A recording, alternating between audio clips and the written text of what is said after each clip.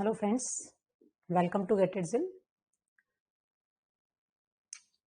आज से हम स्टार्ट कर रहे हैं digital logic. Comparatively simple subject है और 3 से 4 क्वेश्चंस आते हैं गेट में फ्रॉम दिस सब्जेक्ट। तो सबसे पहले हम इस सब्जेक्ट में स्टार्ट करेंगे विथ फ्रॉम बुलियन अलजेब्रा। क्या होता है Boolean algebra, different laws of Boolean algebra and so on. ठीक है, चलिए तो व्हाट इज बुलियन अलजेब्रा। सबसे पहले हम स्टार्ट करते हैं कि बुलियन अलजेब्रा क्या होता है। तो बुलियन अलजेब्रा, जैसे आप लोगों ने मैथ्स में अलजेब्रा पढ़ रखा है, क्या होता है अलजेब्रा। तो algebra is defined on some set with some operations.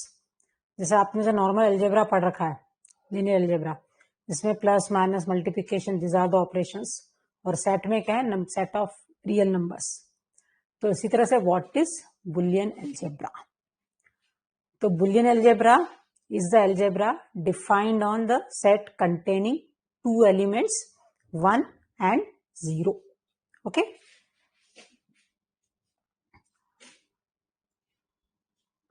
If x is the variable of Boolean algebra, x अगर Boolean algebra का वेरिएबल है तो x की क्या वैल्यू हो सकती है, what value x can have. तो because it is the variable of Boolean algebra, it can have two values, either 1 or 0. Okay. So Boolean algebra is the algebra defined on the set containing two elements 1 and 0. तो Boolean variable की दो ही value हो सकती 1 and 0. Okay, चलिए तो जब भी कोई अलजेब्रा होता है तो सबसे पहले तो क्या होता है कि किस सेट पे वो डिफाइंड है। तो Boolean algebra is defined on the set containing two elements. दूसरा होता है what are the operators of Boolean algebra. Boolean algebra के कौन कौन से ऑपरेटर्स होते हैं। तो बुलियन अलजेब्रा के कौन कौन से ऑपरेटर्स होते हैं। तो there are 3 basic operators of Boolean algebra, AND, और, एंड नॉट। और जो रिमेनिंग ऑपरेटर्स है एक्सऑर, नैंड, नॉर और एक्सनॉर, है ना, इनको बेसिक ऑपरेटर कहा है और ये रिमेनिंग ऑपरेटर्स है। Why these are basic operators. तो विल सी कि इन ऑपरेटर्स को एक्सऑर, नॉर, नैंड, इनको हम डिराइव कर सकते from basic operators. Basic operator को कहीं से डिराइव नहीं कर सकते, और this operators can be derived from basic operators. Okay, तो and, or, in, not are basic operators.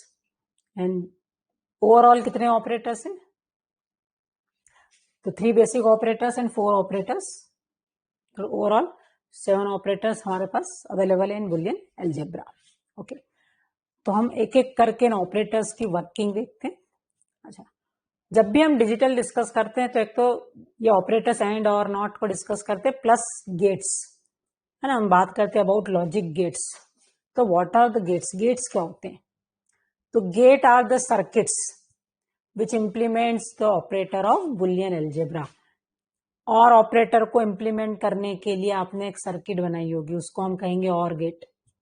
To implement and operator एक सर्किट डिजाइन की होगी, that is known as and gate. तो gate are nothing but the circuit which implements the operator of Boolean algebra.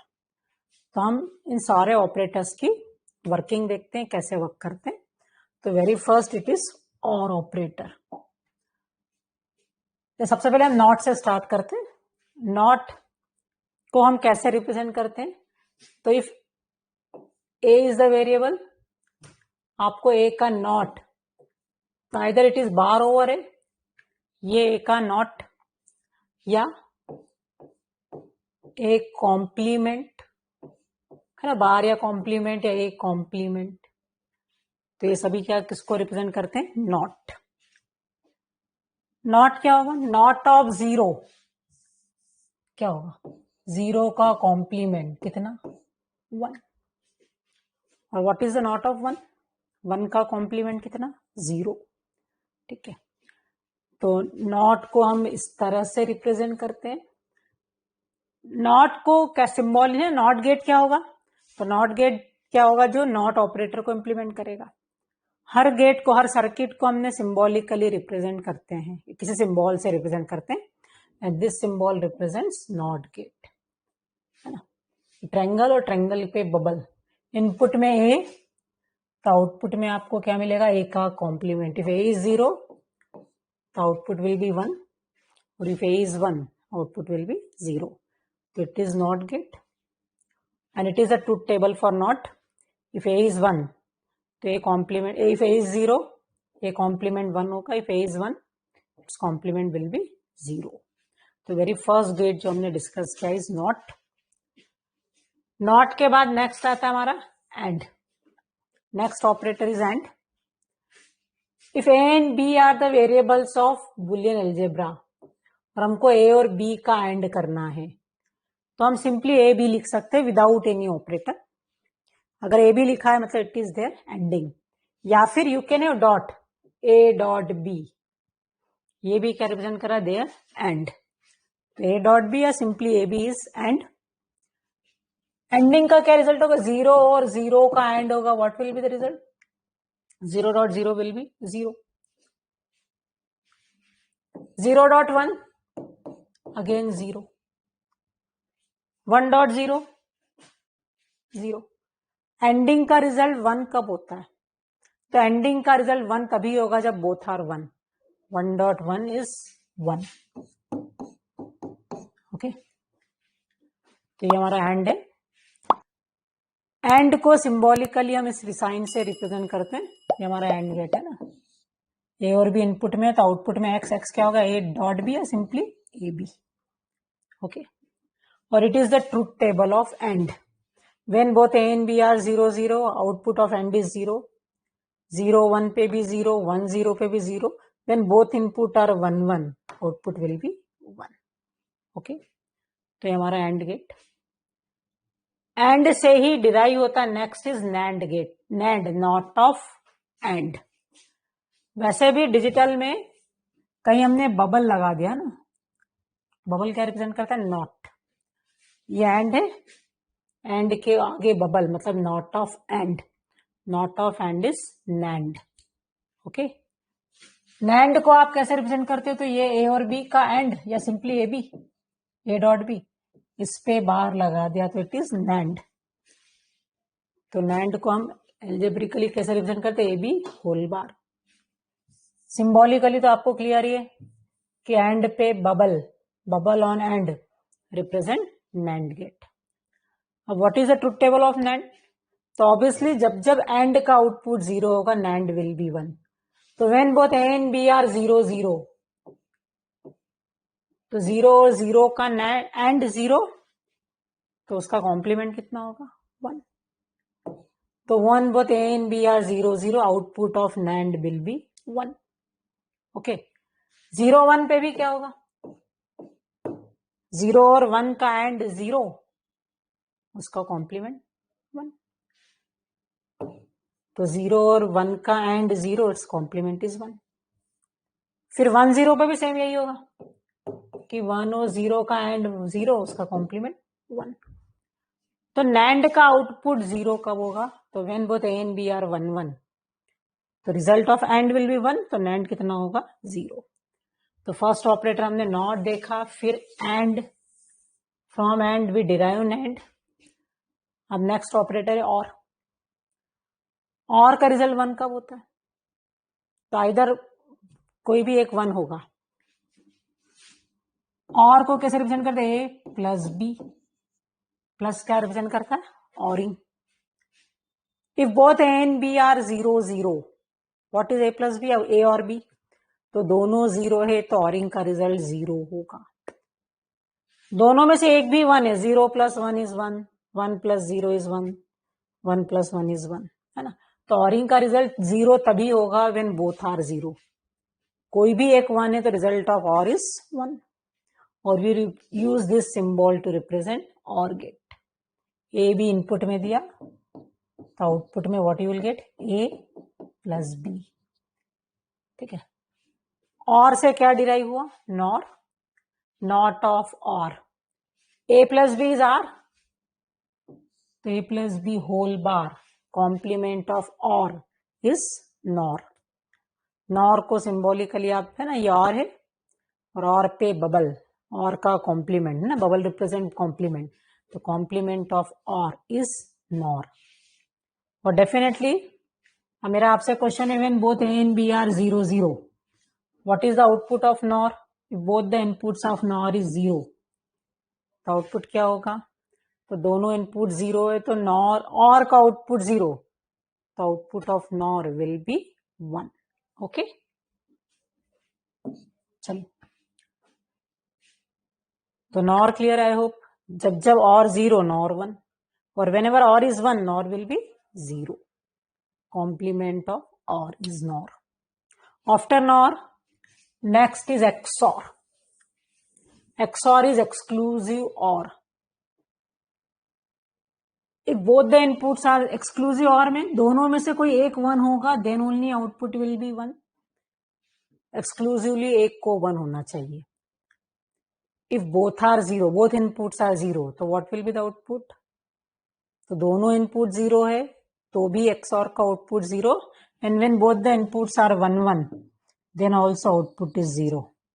XOR का output 1 तभी होगा जब दोनों में से कोई एक इनपुट 1 होगा। Both are 0, then also output 0। Both are 1, then also output will be 0। Okay, अब एक्सऑर के बाद XNOR. XNOR is complement of XOR. When both A and B are 0 0, XOR का आउटपुट 0, तो एक्सनॉर का आउटपुट 1 है ना। XOR को represent करने के लिए हम ये सिंबल तो यूज करते हैं, A plus B is XOR.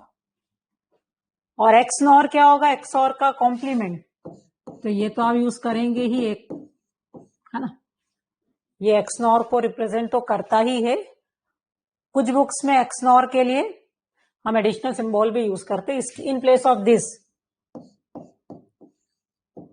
This represents XNOR. तो डॉट अगर आपने यूज किया है तो ये एक्सनॉर को रिप्रेजेंट कर सकता है। ओके, चलिए, अब ये तो एक्सनॉर का सिंबॉलिक रिप्रेजेंट। मेरा आपसे क्वेश्चन है, when both the inputs are 0 0, तो what is the output of XNOR? When both are 0 0, जब दोनों 0 0 है, जब दोनों सेम है तो एक्सऑर का output 1। Both are same, both are 0, then 1। XNOR के लिए सिंबल्स मीन्स व्हाट? ये भी वैलिड वे है to represent XNOR, it is also valid to represent XNOR, और ये एक्सनॉर का सिंबल है। ओके, चलिए, तो when both inputs are same, both are 0 0 और बोथ आर 1 1, तो एक्सनॉर का आउटपुट 1, अदरवाइज एक्सनॉर का आउटपुट 0। ओके, तो दीज आर द गेट्स। मतलब क्या क्या देखा हमने कि कौन कौन से ऑपरेटर्स हैं या कौन कौन से गेट्स हैं, उन गेट्स को हम सिंबॉलिकली कैसे रिप्रेजेंट करते हैं, और उन गेट्स की ट्रुथ टेबल क्या है।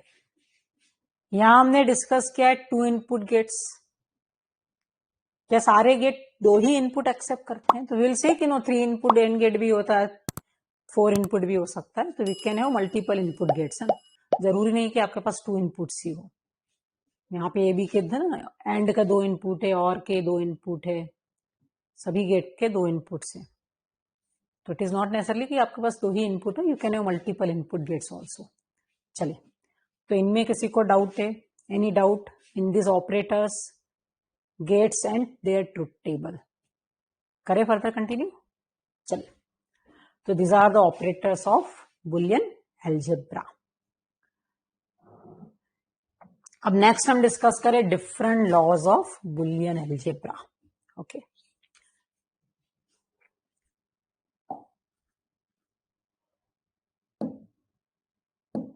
तो different laws of Boolean algebra. तो very first law is double complement law. क्या कहता है double complement law? X complements complement is X. X के कॉम्प्लीमेंट का कॉम्प्लीमेंट क्या होगा? एक्स होगा। जैसे 0 के कॉम्प्लीमेंट का कॉम्प्लीमेंट क्या होगा? 0 के कॉम्प्लीमेंट का कॉम्प्लीमेंट, तो डेफिनेटली पहले 0 का कॉम्प्लीमेंट कंप्यूट होगा। Complement of 0 is 1, then 1's complement is again 0। तो X complements complement will be X. ये कौन सा लॉ कहलाता है? Double complement. आपको नाम याद होना जरूरी नहीं लॉ के, आपको लॉ का फाइनल रिजल्ट याद होना चाहिए। चलिए, तो very first is double complement law, second idempotent law. क्या कहता है idempotent law?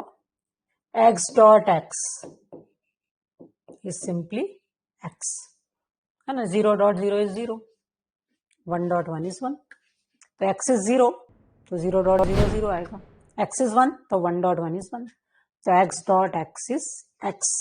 Similarly x plus x भी कितना होगा? x। If x is 1, 1 plus 1 is 1, if x is 0 तो 0 plus 0 is 0। It is idempotent law, x dot x is x, x plus x is x.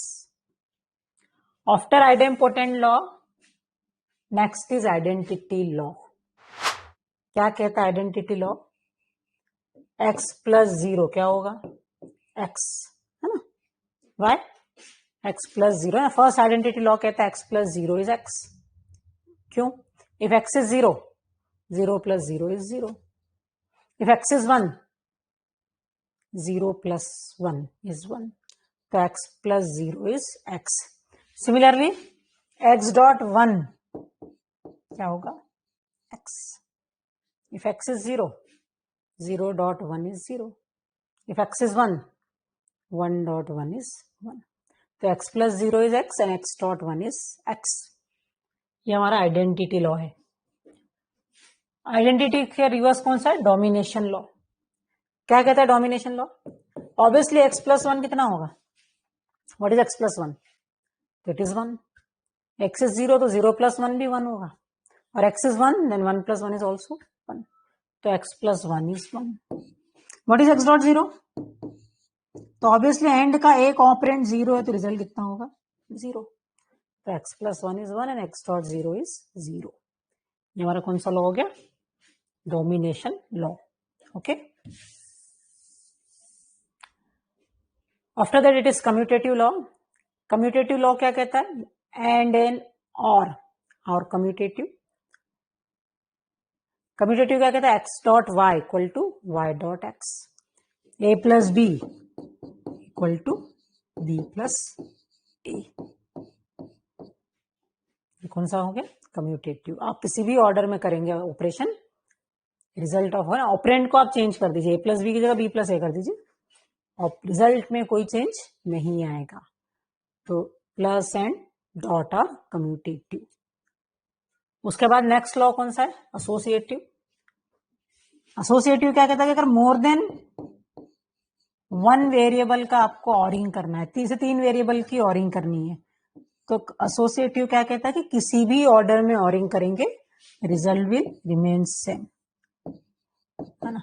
मुझे x y Z का ORing करना है, left side में हमने x और Y का और पहले किया, उसका जो रिजल्ट आया उसमें जेड का और किया, यहाँ वाई जेड का ऑरिंग पहले किया, उसमें एक्स का और किया, तो ऑपरेटर एसोसिएटिव है तो रिजल्ट विल रिमेन सेम। तो और एंड आर एसोसिएटिव। चलिए, अब यहीं पे मैं क्वेश्चन डिस्कस करना चाहूंगी, इज एक्सऑर एसोसिएटिव? क्या एक्सऑर एसोसिएटिव होगा? Let's see. एक्सऑर में जब 2 इनपुट होते हैं तो आपने कहा कि दोनों में से कोई एक 1 होगा तो output is 1। If both are 1, the output will be 0. Both are 0, the output is 0. But what if it is 3 inputs or more than 2 inputs? XOR में अगर आपने 3 का XOR किया तो रिजल्ट 1 कब होगा? तो जब हम मल्टीपल इनपुट्स का XOR करते हैं तो if number of ones are odd तो XOR का आउटपुट 1 होगा। जैसे मेरा आपसे क्वेश्चन है x1 y0 z1, तो what is the output of XOR? तो count the number of ones. Number of ones कितने? 1 and 2, even. Number of ones even है तो XOR का output 0। Number of ones odd होंगे तो XOR का output 1। If all 3 inputs are 1 तो what will be the output of XOR? तो definitely it is 1 because number of ones 3 है, 3 मतलब ऑड, ऑड मीन्स 1। तो XOR का आउटपुट 1 कब होगा? जब number of ones in input is odd. क्या XOR एसोसिएटिव है? यस। आप सिर्फ काउंट कर रहे हैं क्या नंबर ऑफ वंस ऑड है या इवन है, आप उनकी पोजीशन नहीं देख रहे हैं। एसोसिएटिव में जैसे हम देखते हैं अभी, अगर आपका ऑपरेटर एसोसिएटिव नहीं होता, जैसे माइनस एसोसिएटिव नहीं होता है, तो x minus Y minus Z का रिजल्ट क्या x minus Y minus Z के इक्वल होगा? तो डेफिनेटली नहीं होता। माइनस होता है हमारा नॉर्मल ऑपरेटर है ना, क्योंकि यहाँ पे सिर्फ एक्स वाई जेड की वैल्यू इंपॉर्टेंट नहीं है, their position is also important. ठीक है, तो अगर ऑपरेटर एसोसिएटिव नहीं है तो वेरिएबल्स की वैल्यूज के साथ साथ उनकी पोजीशन भी इंपॉर्टेंट होती है। और अगर आपका ऑपरेटर लाइक एक्स और एसोसिएटिव है तो कितने वन से आपको काउंट करना, वो वंस किन पोजीशंस पे आ रहे हैं उनसे आपको कोई कंसर्न नहीं है। तो एक्स और इज एसोसिएटिव। अब लेट ट्राई क्या नैंड एसोसिएटिव है, कैसे चेक करें नैंड एसोसिएटिव है या नहीं, लेट्स, है ना, how to check whether NAND is associative or not. तो सबसे सिंपलेस्ट वे है to check the associativity is with the help of truth table. Okay,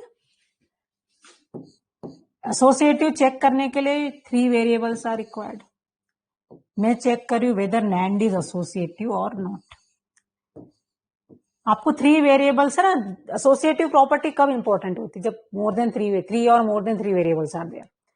अगर 2 ही वेरिएबल है तो एसोसिएटिविटी का कोई आंसर ही नहीं।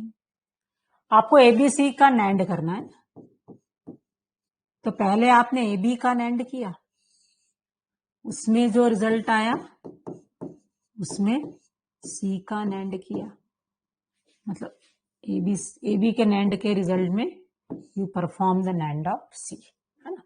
तो यहां आप पहले AB का नैंड कर रहे हो और with that you perform the NAND of C। दूसरा क्या होगा, आप पहले BC का नैंड करेंगे और इसमें BC के नैंड के रिजल्ट में आप A का नैंड करेंगे। If this column and this columns are same, identical, तो associative, otherwise your operator is not associative, है ना। तो let's see, if A0 B0 C0, तो AB होल बार कितना होगा 1, A0 B0 C0, तो AB का एंडिंग 0, उसका कॉम्प्लीमेंट 1। अच्छा मुझे बताइए इसका क्या वैल्यू होगा, AB whole bar into C bar. तो what is the result of AB whole bar 1, what is C 0, इसका कॉम्प्लीमेंट। तो व्हाट इज द रिजल्ट, 1 और 0 का एंड होगा 1, इसका कॉम्प्लीमेंट 1 और 0 का एंड होगा 0, इट्स कॉम्प्लीमेंट विल बी 1। चलिए अब what is the result of BC whole bar, तो B एंड C आर 0 0, 0 और 0 का कॉम्प्लीमेंट 0 और 0 का एंड 0 एंड इट्स कॉम्प्लीमेंट 1। यहां क्या होगा, तो BC का बार कितना 1, A कितना 0, उसका होल बार, तो 0 और 1 का एंड हुआ 0, 0 का बार 1। तो फर्स्ट रो में तो both the columns are identical, तो I have to go for second row. Second में क्या लोगे, तो सेकंड में A0 B0, आप C को कितना ले रहे हो 1, एग्रीड। अब what is result of AB bar, sorry AB bar का रिजल्ट कितना 1, both A and B are 0 0, 0 और 0 का एंड 0, उसका कॉम्प्लीमेंट 1। तो A और B का बार कितना हो गया 1। चलिए मुझे बताइए ये कॉलम क्या होगा, what will the value of this column, तो AB बार इज 1, C भी कितना है 1, उसका होल बार, तो 1 और 1 का एंड हुआ 1, उसका कॉम्प्लीमेंट 0, इट विल बी 0।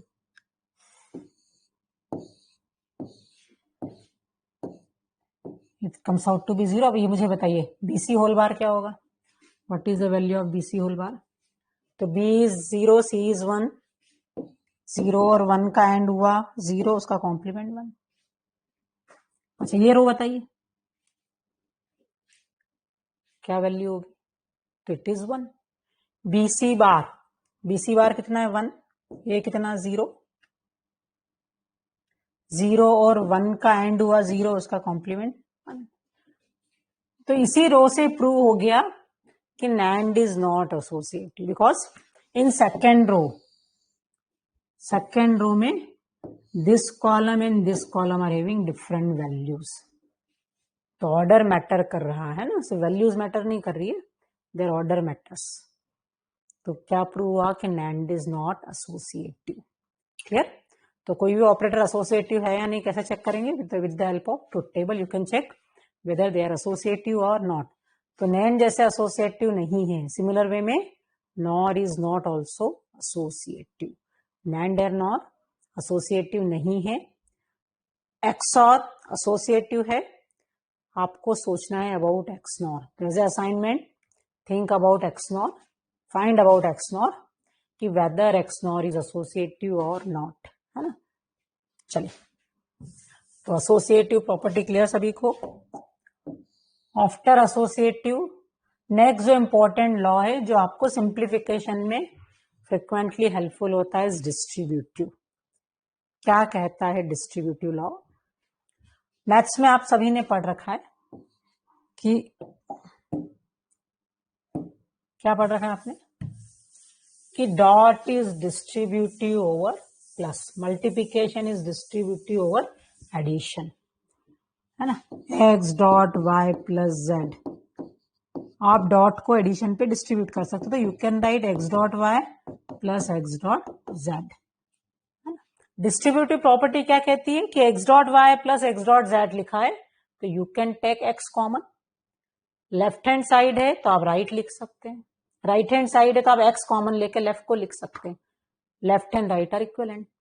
तो मैथ्स में तो आपने यही पढ़ा है कि dot is distributive over plus, but in Boolean algebra plus is also distributive over dot. X plus y dot z को आप क्या लिख सकते हो? X plus y dot x plus z. तो in Boolean algebra both dot and plus and N और are distributive over each other. ये important है, आपको सिंप्लीफिकेशन में बहुत हेल्प करेगा डिस्ट्रीब्यूटिव लॉ। ओके, तो बोथ एंड एन और are distributive over each other. After distributive law next law जो हम डिस्कस करने जा रहे हैं इस डी मॉर्गन्स लॉ। ये भी अगेन वेरी यूजफुल लॉ। क्या कहता है डी मॉर्गन्स लॉ? कब अप्लीकेबल है? तो जब भी किसी बुलियन एक्सप्रेशन का होल बार है तो you can apply De Morgan's law. जैसे यहां पे एक्स वाई का होल बार है तो कुछ कोई ऑपरेटर नहीं है, मतलब क्या है? डॉट। तो आप एक्स वाई के होल बार को कैसे सॉल्व करेंगे? तो क्या कहता है De Morgan's law? Complement every variable, हर वेरिएबल का कॉम्प्लीमेंट कर दीजिए, डॉट को प्लस से रिप्लेस करिए एंड प्लस को डॉट से रिप्लेस करिए। Replace dot by plus and plus by dot. तो क्या होगा इसका? यस, आप x का कॉम्प्लीमेंट करेंगे, ये डॉट है, you convert that dot into plus और फिर y कॉम्प्लीमेंट। तो x dot y whole bar is x bar plus y bar. ठीक है, चलिए। सिमिलरली अगर मैंने आपसे पूछा x bar plus y plus z bar का होल बार क्या होगा? x bar plus y plus z bar whole bar, तो क्या होगा? But what is the final expression after applying De Morgan's law? तो आप हर वेरिएबल का कॉम्प्लीमेंट करेंगे, तो it is x complements complement plus, नहीं प्लस को किस में कन्वर्ट करेंगे? डॉट में। y कॉम्प्लीमेंट डॉट, ये प्लस है तो get converted into dot. z complement का कॉम्प्लीमेंट, हर वेरिएबल का कॉम्प्लीमेंट करना है ना। तो x complement is simply x dot y complement dot z। तो x bar plus y plus z whole bar, z bar का होल बार किसका इक्विवेलेंट होगा? x y बार z। तो डी मॉर्गन सभी को clear? Any doubt in this law? आपको इनके proof में जाने की जरूरत नहीं, यू मस्ट फेमिलियर है ना, आपको लॉ पता होना चाहिए, प्रूफ। ठीक है, चलिए। तो how to apply De Morgan's? Any doubt? चलिए, तो हम आगे करते हैं। डी मॉर्गन्स के बाद अनदर इंपॉर्टेंट लॉ है एब्जॉर्प्शन लॉ। क्या कहता है एब्जॉर्प्शन लॉ? तो एब्जॉर्प्शन लॉ कहता है x plus x y is x। How? x plus x y x कैसे हो गया? De Morgan is applicable on both the sides, है ना.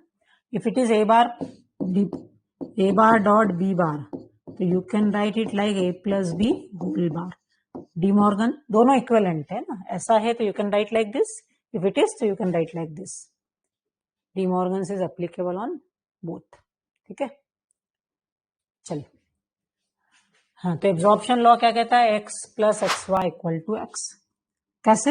If I take x common, दोनों में से x कॉमन ले सकते हैं ना, तो it is 1 plus Y. 1 plus Y क्या होगा? 1. तो इट इज सिंपली x. तो एब्जॉर्प्शन लॉ में क्या एब्जॉर्ब हो गया? तो व्हाट इज एब्जॉर्ब्ड? तो यहां क्या एब्जॉर्ब हो गया? y एब्जॉर्ब हो गया, है ना. x plus x Y simply x. अच्छा, हम इन लॉस के फर्दर और जाएं आगे, जो मैंने लिख रखे. इन लॉस के अलावा एक और लॉ होता है, दैट इज ड्युअलिटी लॉ. क्या कहता है ड्युअलिटी लॉ? ये तो हम आगे डिस्कस करेंगे ही जो लिखे हैं, लेकिन उसके पहले I will like to discuss a duality law. क्या कहता है ड्युअलिटी लॉ? तो ड्युअलिटी लॉ को डिस्कस करने से पहले I would like to discuss कि how to find dual of a Boolean expression या बुलियन इक्वेशन. कोई बुलियन एक्सप्रेशन या इक्वेशन आपको गिवन है, तो उसका ड्यूअल हम कैसे फाइंड करेंगे? आपसे पूछा है x plus Y is a Boolean expression, find the dual of this expression. Okay, तो किसी भी बुलियन एक्सप्रेशन का ड्यूअल फाइंड करने के लिए convert plus into dot. Plus है तो उसको किससे रिप्लेस कर दो? डॉट से. डॉट है तो किससे रिप्लेस कर दो? प्लस से. If zero is there in your expression, तो रिप्लेस 0 बाय 1, और if 1 is there replace 1 by 0. Variables में कोई चेंज नहीं करना है, एक्स को एक्स ही रहने देना है, एक्स बाहर नहीं लिखना है. आपको सिंपली प्लस को डॉट से या डॉट को प्लस से, 0 को 1 से या 1 को 0 से रिप्लेस करना है. तो मैंने पूछा कि what is the dual of x plus Y. X plus Y का ड्यूअल एक्सप्रेशन क्या होगा? तो वेरिएबल्स में no change, x will x, but plus gate converted into dot and y will be y. तो dual of x plus Y will be x dot y. Okay, ये तो हमने dual देखा, how to find dual. Duality law क्या कहता है? तो duality law कहता है कि सम बुलियन एक्सप्रेशन इज ट्रू, या कोई बुलियन इक्वेशन ट्रू है, तो उसका ड्यूअल भी ट्रू होगा.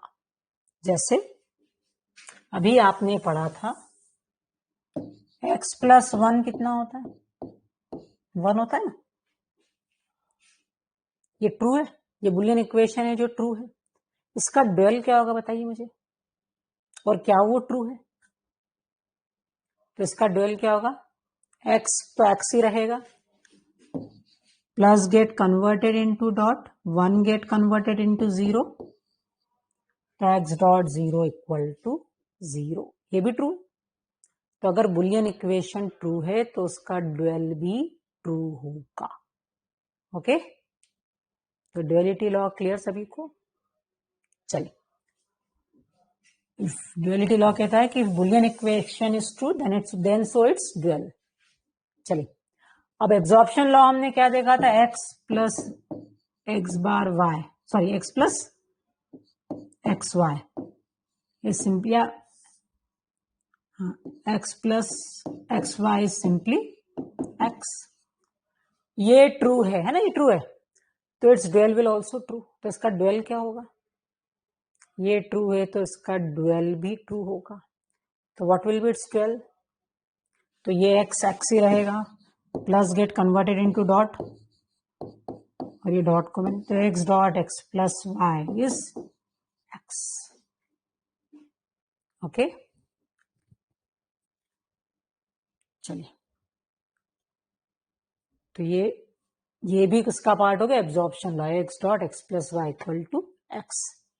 ठीक है, और अगर आप वेरीफाई करना चाहते हो तो आप कर दो cross product, x dot x plus x dot y. X dot x क्या होगा, एक्स, तो ये वापस क्या होगा, एक्स प्लस एक्स वाई।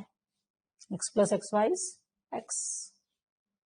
अच्छा, शोभित का क्वेश्चन है y parenthesis, I put a parenthesis here. तो मेरा आपसे क्वेश्चन है, अगर मैंने कोई expression x plus x y लिखा है तो यहाँ एंड की प्रायोरिटी ज्यादा है या और की, पहले एंड होगा या पहले और होगा? तो and is having higher priority than और, तो यहाँ एक्स डॉट वाई पहले होगा, एंडिंग पहले होगा, ऑरिंग बाद में होगा। लेकिन जब हम ड्यूअल निकालेंगे तो हमारे ऑपरेटर्स चेंज होंगे लेकिन उनका ऑर्डर चेंज नहीं होना चाहिए। यहाँ ये पहले हो रहा है तो ड्यूअल में भी यही चीज पहले होगी। एक्स और वाई के बीच पहले ऑपरेशन हो रहा है तो उसको ड्यूअल में भी एक्स और वाई के बीच पहले ऑपरेशन होगा। लेकिन अगर मैं बिना पैरेंथेसिस के लिख देती हूँ तो क्या हो जाएगा, ये तो x dot x plus y हो रहा है।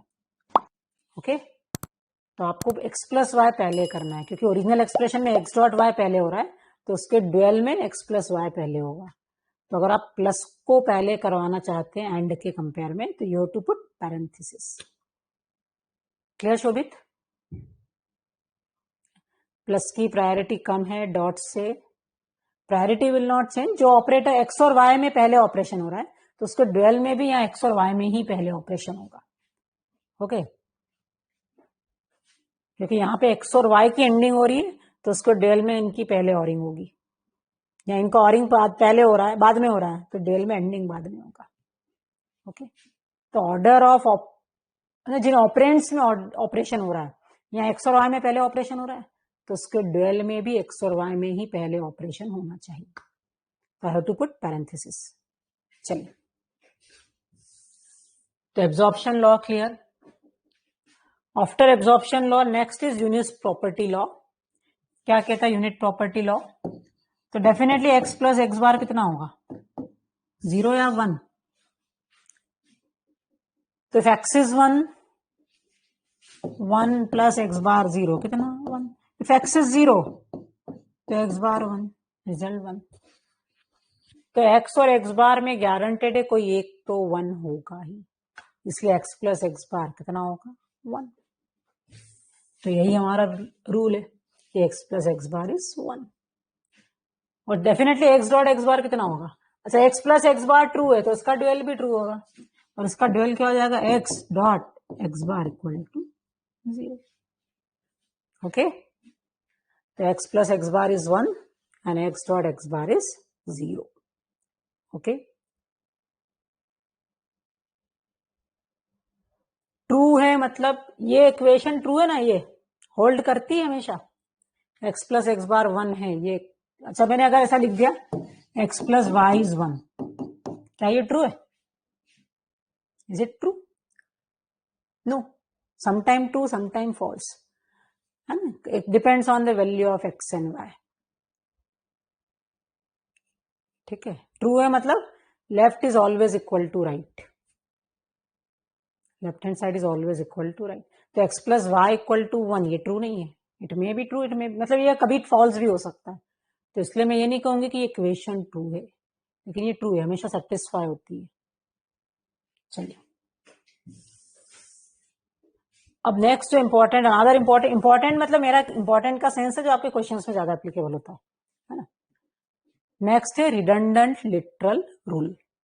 क्या कहता है हमारा रिडंडेंट लिटरल रूल कि A plus A bar B, A plus A bar B equal to A plus B.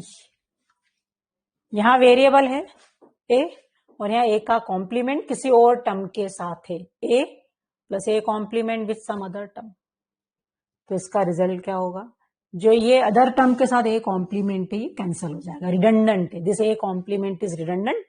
तो A plus A bar B is simply A plus B.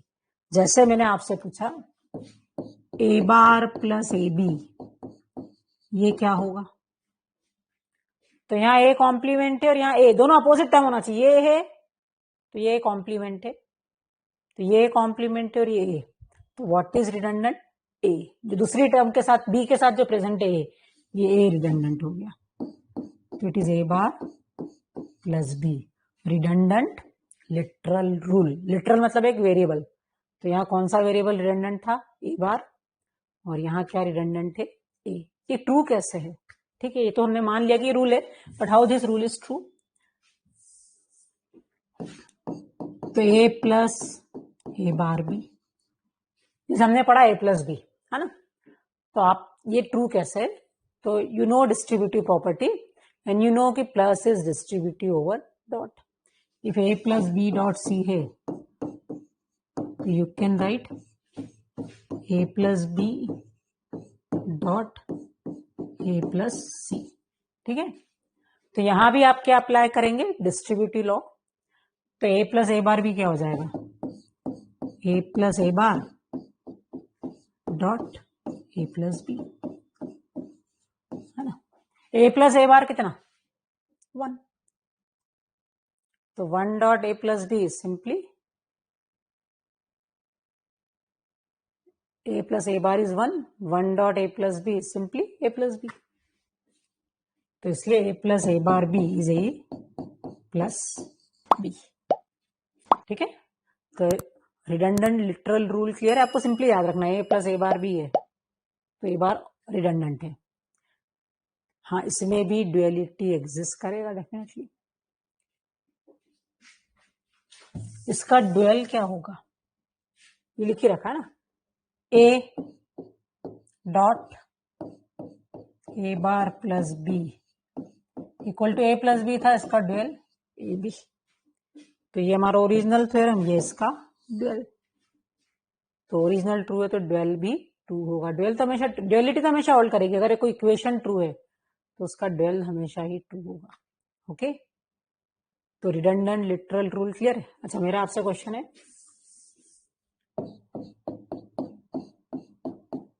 ये सिंप्लीफाई होकर क्या हो जाएगा, यहाँ क्या है, इसको मैं क्या लिख सकती हूँ, तो व्हाट आई कैन राइट, यहाँ क्या रिडंडेंट है, तो यहाँ क्या रिडंडेंट है, तो इट इज ए बार, हम ए बार को हटा सकते हैं, यहाँ ए है और यहाँ ए बार है, तो ए बार हट जाएगा, remaining time as it is रहेगी, तो it is A plus B C, okay. चलिए, तो रिडंडेंट लिटरल रूल क्लियर। अब फाइनली लास्ट है कंसेंसस थ्योरम। क्या कहता है कंसेंसस थ्योरम, लास्ट रूल है कंसेंसस थ्योरम। ये क्या कह रहा है, x Y plus x bar Z plus Y z is x Y plus x bar z, ये वाई जेड जो एक्स्ट्रा है, वाई जेड कहां से आया, यहां एक्स है, यहाँ एक्स का कॉम्प्लीमेंट है ना, तो एक्स के साथ जो टर्म है वाई और एक्स के कॉम्प्लीमेंट के साथ जो टर्म है जेड, तो अगर आपका एक्सप्रेशन है x Y plus X complement Z plus Y Z, तो in this case consensus theorem कहता है कि this Y Z is redundant, इस वाई जेड की कोई जरूरत ही नहीं है, ओके। तो x Y plus x bar Z plus Y Z is simply x Y plus x bar Z, Y Z extra है, तो ये वाई जेड को हम एक्स्ट्रा कैसे मान लेते हैं। अच्छा, तो मेरा क्वेश्चन है वाई जेड डॉट 1 क्या होगा, it is simply y z, है ना, क्योंकि किसी के भी 1 में एक्स डॉट 1 इज एक्स, तो Y Z dot 1 is y z, है ना। मैं इसको प्रूव करने के लिए कुछ यूज कर रही हूं कि ये सही कैसे है।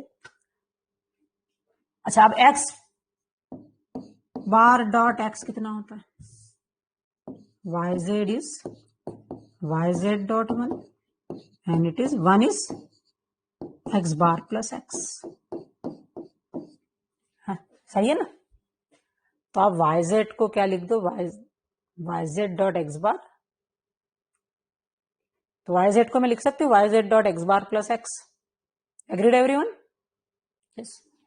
तो आप क्या करेंगे, x Y plus x bar Z plus Y Z के साथ आपने एक्स बार प्लस एक्स का प्रोडक्ट कर दिया।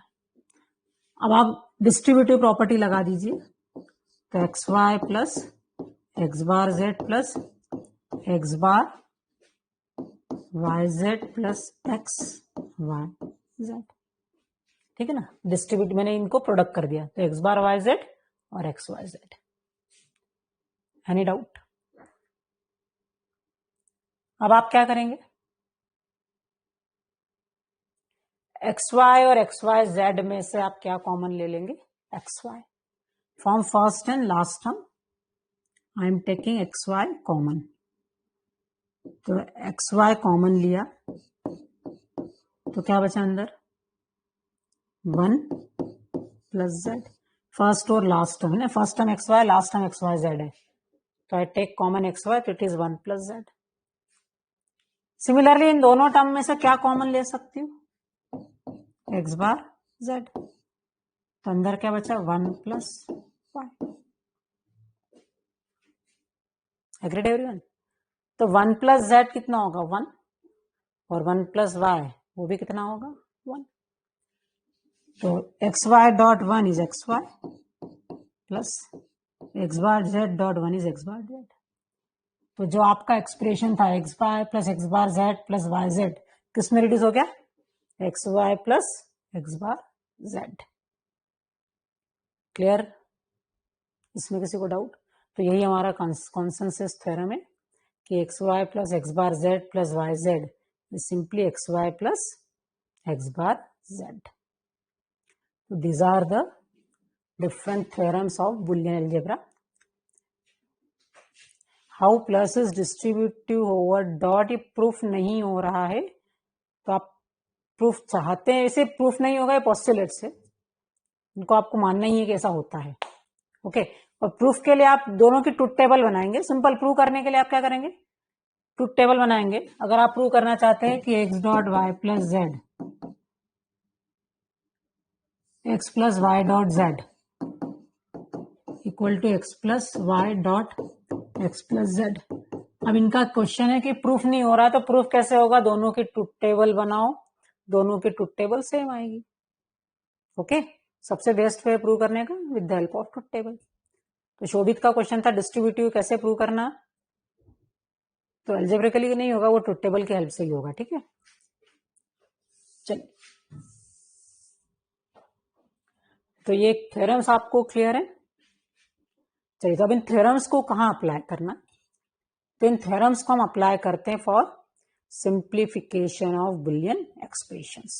तो हम कुछ एग्जांपल्स लेते हैं बुलियन एक्सप्रेशन का और उनको कोशिश करते हैं सिंप्लीफाई करने के लिए। और आपको सारे थ्योरम नहीं याद रखना, जो कॉमन है, ए प्लस ए बार 1 होता है, redundant literal rule, distributive law, D Morgan's law, ये लॉस कॉमन है जो आपको फ्रिक्वेंटली लगते हैं, और नाम याद नहीं रखना, सिर्फ क्या है लॉ याद रखना। चलिए, अब इसको आपको सिंप्लीफाई करना है, तो कोशिश करो इसको सिंप्लीफाई करने के, जो रूल्स हमने पढ़े हैं उसकी हेल्प से आपका फाइनल आंसर क्या आ रहा है। मैं छोटा सा ब्रेक ले रही हूँ। चलिए, तो यहां से b प्लस बी सी में मैंने क्या कॉमन ले लिया, b, तो इट इज 1 प्लस सी। ठीक है, b प्लस सी में b कॉमन लिया तो इट इज 1 प्लस सी। यहाँ b बार सी है, इस b प्लस b बार सी में मैं क्या लगा सकती हूँ, रिडंडेंट लिटरल रूल। यहाँ b है, यहाँ b का कॉम्प्लीमेंट है, तो ये b कॉम्प्लीमेंट रिडंडेंट हो गया, तो ये क्या हो गया, b प्लस सी, और ये क्या हो गया, b प्लस डी। ठीक है, अब ये क्या हो गया, b into 1 plus c simply b, it is b plus c, b plus d. ठीक है, अब आप क्या कर दो, b को डिस्ट्रीब्यूट कर दो, तो it is b dot b plus b dot c into b plus d. अब b डॉट b तो कितना हो जाएगा, b plus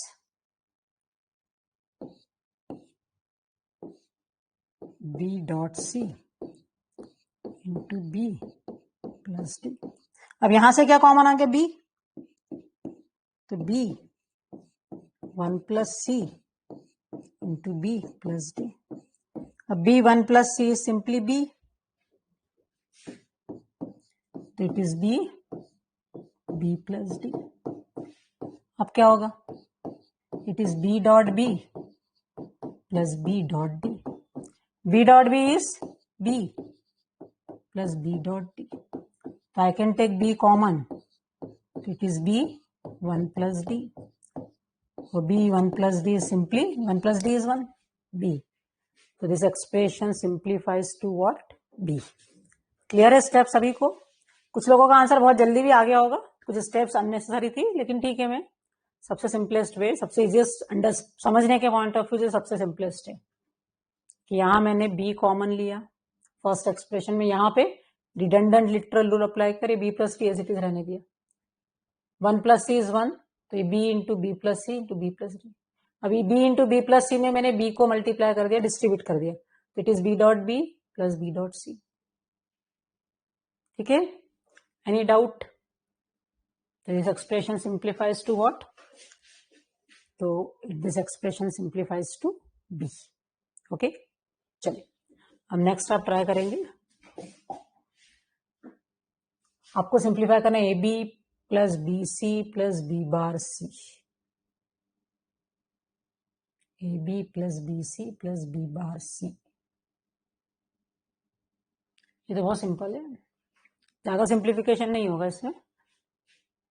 ab plus B C plus B bar C. तो डेफिनेटली यहां से आपको इन दोनों में क्या दिख रहा है कि you can take c common. तो इट इज ab प्लस, अगर सी कॉमन लिया तो it is b bar. b plus B bar कितना 1, तो it is ab plus c. तो इससे फर्दर सिंप्लीफिकेशन पॉसिबल नहीं. तो फाइनल आंसर कितना आया? ab प्लस सी. अब कोई रूल अप्लाई नहीं होगा, है ना, एंड और ही बचे, कुछ और नहीं है. तो ये सिंप्लीफाई हो रहा है ab प्लस सी में. चलिए नेक्स्ट ट्राई करेंगे. A bar B plus A B plus A bar B bar. A bar B plus A B plus A bar B bar. इसको सिंप्लीफाई करेंगे तो इट सिंप्लीफाइज टू व्हाट? चलिए, तो A bar B plus A B plus A bar B bar. तो आपने first और last expression से क्या कॉमन ले लिया? ए बार. तो A bar B plus B bar plus A B, है ना. फर्स्ट और थर्ड से आपने क्या कॉमन ले लिया? ए बार. तो it is A bar B plus B. B plus B bar कितना होगा? तो वी नो कि बी प्लस बी बार कितना होता है? 1. तो 1 dot A bar is simply a bar. It is A bar plus A b. अब a bar plus A b को फर्दर सिंप्लीफाई करने के लिए हम कौन सा रूल अप्लाई कर सकते हैं? Redundant literal rule. यहाँ ए बार है और यहाँ ए है किसी और टर्म के साथ, तो यहाँ रिडंडेंट क्या होगा? ए. तो this expression finally simplified to what? A bar plus B.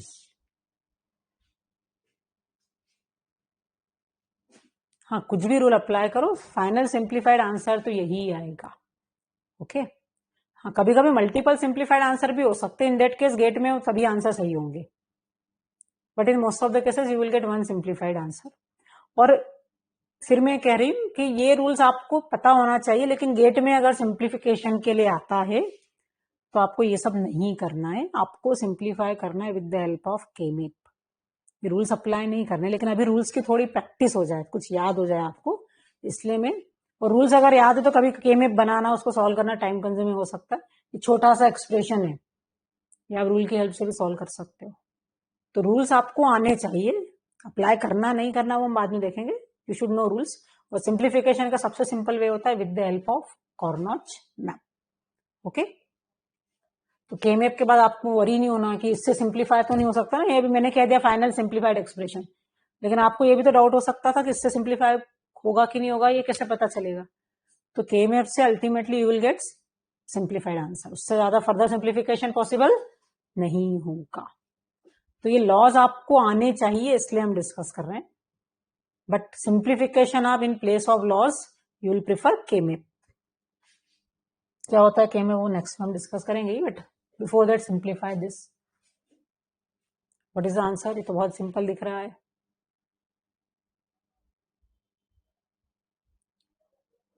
Simplify. तो A plus A B bar plus A bar B, है ना, क्या होगा? तो यहां से आपने ए फर्स्ट और सेकंड टर्म में आपने क्या कॉमन ले लिया? You take A common, it is 1 plus B bar plus A bar b. 1 plus b bar is 1. A dot 1 is simply A. So it is A plus A bar B. Again you apply redundant literal rule. तो final simplified answer क्या होगा? It is A plus b. Okay, चलिए को try करेंगे, एक दो और try करते हैं हम, फिर बस इससे ज्यादा नहीं करना, रूल्स पे ज्यादा प्रैक्टिस नहीं करना गेट के लिए. Simplify this. This expression simplifies to what? Final result, final answer to this expression. AB plus AC whole bar, and it is AC whole bar. So what is the final result? AB plus AC whole bar plus AB bar C, AB plus C. Any answer? तो चलिए हम करते हैं. सबसे पहले हम apply करते हैं De Morgan's law. A B में तो अभी मैं कोई चेंज नहीं कर रही हूं, इसमें डी मॉर्गन्स लगाया तो it is A bar plus C bar. A C whole bar में अभी अप्लाइड डी मॉर्गन्स तो it is A bar plus C bar, है ना. प्लस यहां मैं डिस्ट्रीब्यूटिव प्रॉपर्टी मतलब प्रोडक्ट कर रही हूं, तो ये क्या हो गया? A B bar c a B plus A B bar c dot सी. ठीक है, अब देखिए ये टर्म क्या हो जाएगी? यहां बी बार है और बी है, तो बी बार डॉट बी आ रहा है इस टर्म में, तो ये टर्म कितनी हो जाएगी? तो because this term contains b bar and b, दो कॉन्ट्रेडिक्टरी टर्म है, तो it will be 0. This term will be 0. और ये A B bar c dot C, तो it is simply A B bar C, है ना. तो हमारा एक्सप्रेशन क्या हो गया? ए बी, अब मैं इसको ए बार प्लस ए बी लिख सकती हूँ ना, A bar plus A B plus C bar plus A B bar C. ठीक है, अब यहां देखिए, यहां क्या अप्लाई होगा? Redundant literal rule. A bar plus A B में ए गया तो it is A bar plus B. यहां भी सी बार और सी है, तो यहाँ क्या रिडंडेंट हो गया? सी. सी bar plus A B bar C, तो ये सी एक्स्ट्रा हो गया, है ना.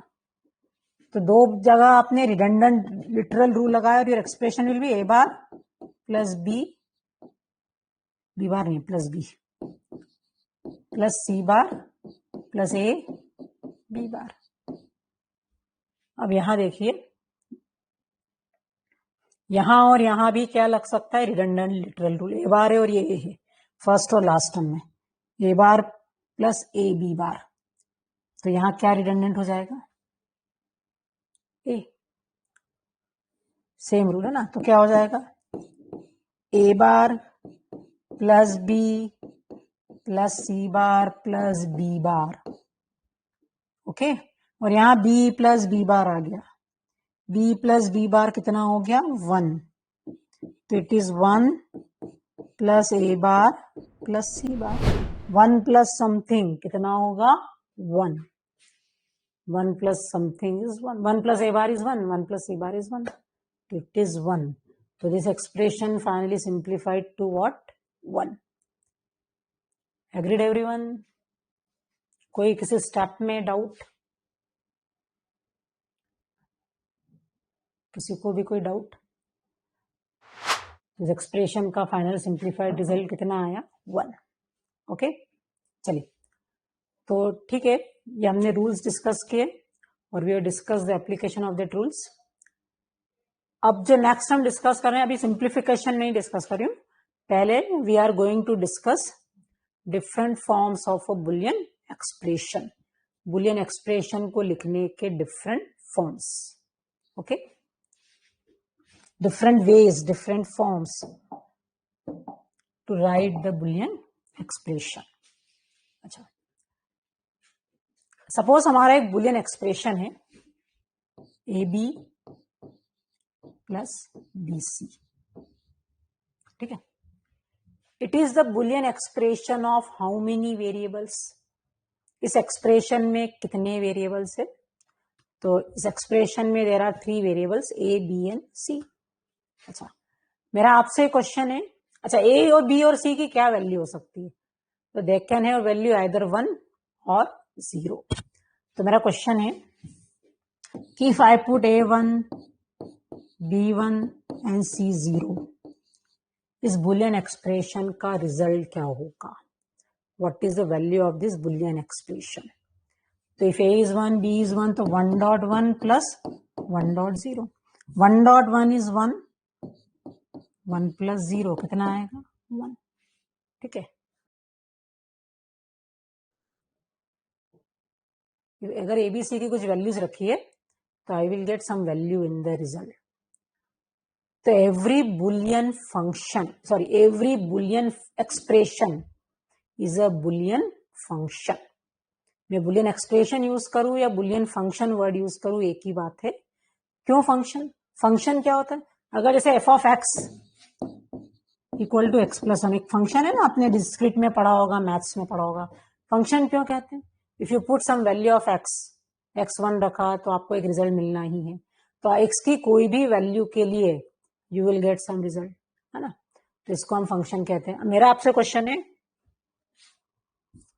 एफ एक्स इक्वल टू, क्या ये फंक्शन है? अगर जिन्होंने मैथ्स पढ़ रखा उनसे, फंक्शन ऑफ रियल नंबर्स, तो no it is not a function, because if I put x equal to 0 तो something upon 0, 1 upon 0 not defined. तो फंक्शन क्या होता है कि x की जो जो पॉसिबल वैल्यूज है वो वैल्यूज रखने पे I should get exactly 1 value from here, exactly 1, not more than 1, not less than 1, है ना। तो यहां भी एबीसी की क्या वैल्यूज हो सकती? 0, 1। तो एबीसी की या तो मैं 0 रखूंगी या 1 रखूंगी, I will get some answer. तो आपको सिंपली क्या याद रखना? Every Boolean expression is a Boolean function, और it is the boolean function of how many variables? 3 variables. तो इसको मैं I can write F A comma B comma C equal to A B plus B C. Okay, तो every Boolean expression is a Boolean function. Why it is function?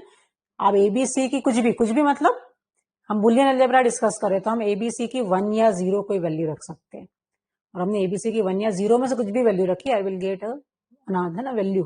A1, B1, C0 पे आपने देखा था, you get 1। So for every value of ABC, you are getting some value. Therefore, it is a function. So every Boolean expression is a Boolean function. हम क्या discuss कर रहे हैं? Different forms, different ways to write a Boolean expression या Boolean function. ठीक है, अच्छा ए or B के बीच कोई ऑपरेटर नहीं है, मैंने नहीं लिखा है, तो which operator is there? Dot. Dot मतलब मल्टीप्लिकेशन, मल्टीप्लिकेशन मतलब प्रोडक्ट, है ना। डॉट मतलब एंड मतलब मल्टीप्लिकेशन, मल्टीप्लिकेशन मतलब प्रोडक्ट। तो ए बी को हम क्या कहेंगे? A product term. A B is a product term. BC, क्या बीसी एक प्रोडक्टम है? तो yes, BC is also a product term. A bar B bar C, तो यस इस इज ऑल्सो अ प्रोडक्टम, क्योंकि बीच में डॉट ऑपरेटर प्रेजेंट है ना। तो इस एक्सप्रेशन में मेरा आपसे क्वेश्चन है, how many product terms are there? तो there are 3 product terms, A B, B C and A bar B bar C. What you perform? आपने इन प्रोडक्ट टर्म का क्या किया है? सम। तो एक्सप्रेशन को लिखने का ये फॉर्म क्या हो गया? Sum of product. तो बुलियन एक्सप्रेशन को लिखने का एक स्टैंडर्ड फॉर्म है SOP, sum. You have perform the sum, plus मतलब सम किनका? प्रोडक्ट टर्म का। ठीक है, तो अभी हम सम ऑफ प्रोडक्ट फॉर्मेट को डिटेल में डिस्कस कर रहे हैं। तो एसओपी का मतलब clear? Sum of product, you perform the sum of product term. अच्छा, अरमान का एक डाउट है कि एबीसी, अच्छा इस एक्सप्रेशन में कितने लिटरल्स? लिटरल्स मतलब every variable is a literal, every term is a literal. So how many literals in this expression? So 1, A is 1, B is second, फिर B third, C 4, A bar 5, B bar 6 and C 7. So there are 7 literals in this expression. 3 नहीं कहेंगे, literal 7 है. Variables 3 है, but literals कितनी terms है? So there are 7 terms. हाँ, repeated variables को भी you have to count as a literal. Okay? तो देर आर से ना, बी रिपीट हो ही रहा है यहाँ पे, सी भी रिपीट हो रहा है, वो काउंट देम. तो आपको रिपीटेड को भी काउंट करना है. ए और ए बार तो 2 डिफरेंट लिटरल होंगे. अगर ए भी रिपीट हो रहा है 2 बार, बी रिपीट हो रहा है, तो I count them as a 2 literal. Variable पूछा है तो डेफिनेटली 3 वेरिएबल्स ही इसमें, बट लिटरल्स पूछे हैं तो there are 7 literals in this expression. Okay, चलिए. तो A B plus B C plus A bar B bar C, ये सम ऑफ प्रोडक्ट है. ए B is a product term, B C is another product term, और A bar B bar C is another product term. ये जो हमारी last product term है A bar B bar सी, इस product term की एक खासियत है, एक स्पेशलिटी है कि it contains all the variables of your function. आपके फंक्शन कितने वेरिएबल्स का है? तो आपका फंक्शन 3 वेरिएबल्स का, और ये तीनों टर्म इस प्रोडक्ट टर्म में है. ठीक है, क्लियर? तो product term is a mean term. Product term को मीन टर्म कब कहेंगे?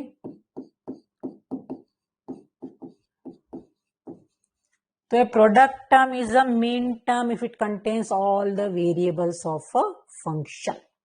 अगर उसमें फंक्शन के सारे वेरिएबल्स हैं तो उसको हम मीन टर्म कहेंगे. तो मेरा आपसे क्वेश्चन है, इस एक्सप्रेशन में कितनी मीन टर्म्स है अभी? How many minterms? Only 1 minterms, a bar B bar c. Okay, चलिए. तो product term is minterm if it contains all the variables of your function.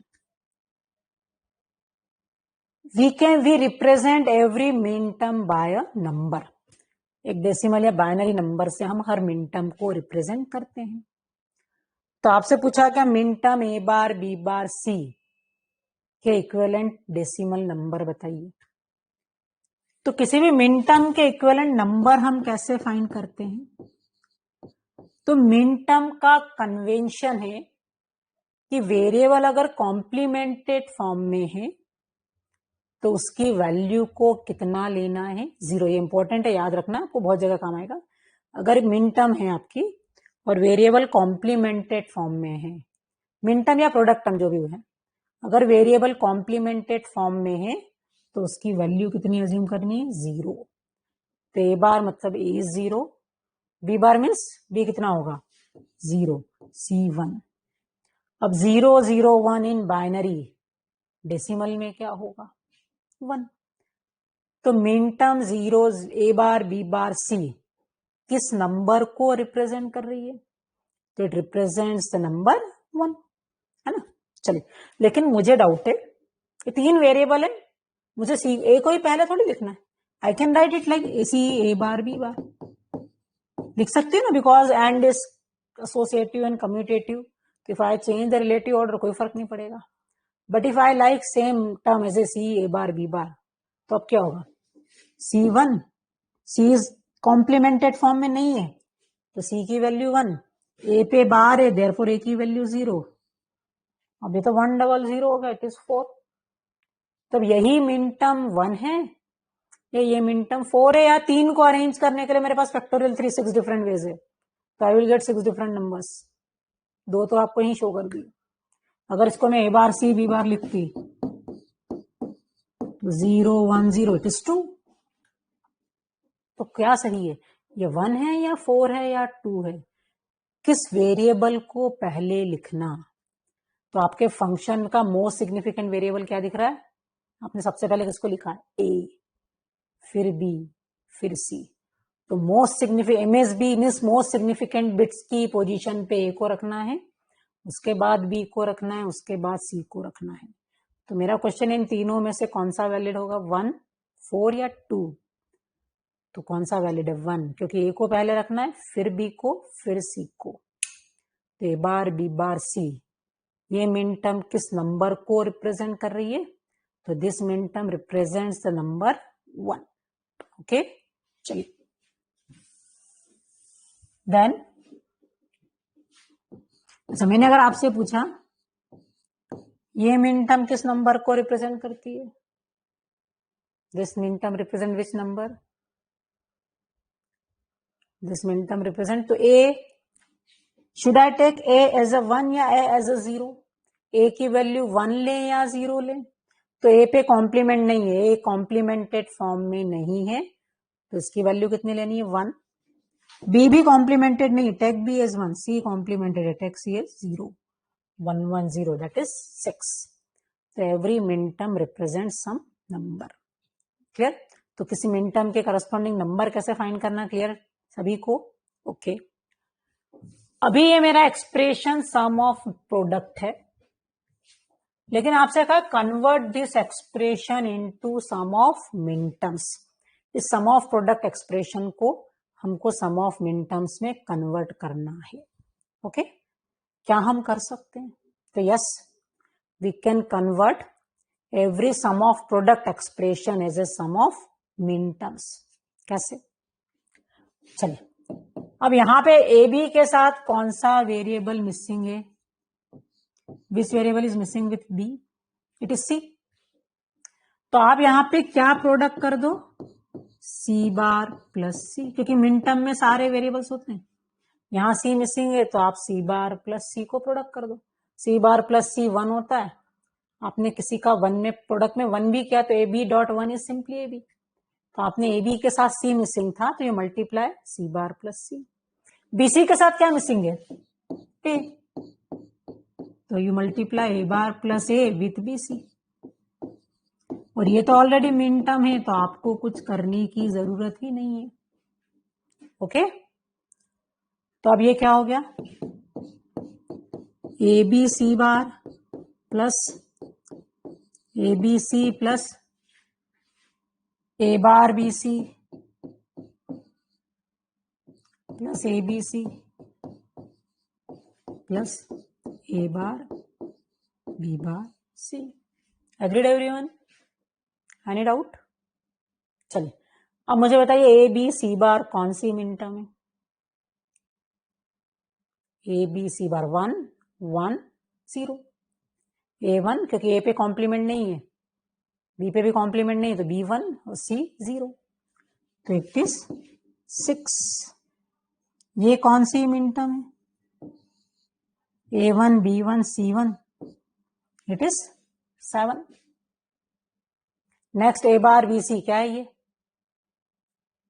It is 3. A0 B1 C1, 0 1 1 is 3. तो A bar B सी कितना होगा? 3. ए B सी कितना? 7. और A bar B bar सी कितना होगा? 1. ए bar मतलब A0, बी बार मतलब B0 C1. 0 0 1, how much? 1. तो इसी एक्सप्रेशन को आप क्या लिख सकते हो? इसी को लिखने का तरीका क्या हो गया? It is sum of summation of minterms. कौन सी में? एम, स्मॉल एम किसको रिप्रेजेंट करता है? मिनटर्म्स को. कौन सी मिनटर्म्स? 1 3 7 दो बार रिपीट हो रहा था, तो रिपीटेशन का कोई मतलब ही नहीं. 6 7. तो ये जो हमारा बुलियन एक्सप्रेशन था सम ऑफ प्रोडक्ट फॉर्म का, इसको हमने सम ऑफ मिनटर्म्स में कन्वर्ट किया. और विच मिनटर्म्स? तो इट इज 1 3 6 7. तो every you can write every Boolean function in terms of sum of minterms. Okay, any doubt? Clear to everyone? चलिए, तो मैं एक बुलियन फंक्शन लिख रही हूं, आपको उसको सम ऑफ मिनटर्म्स के फॉर्म में बताना है. Sum of which minterms?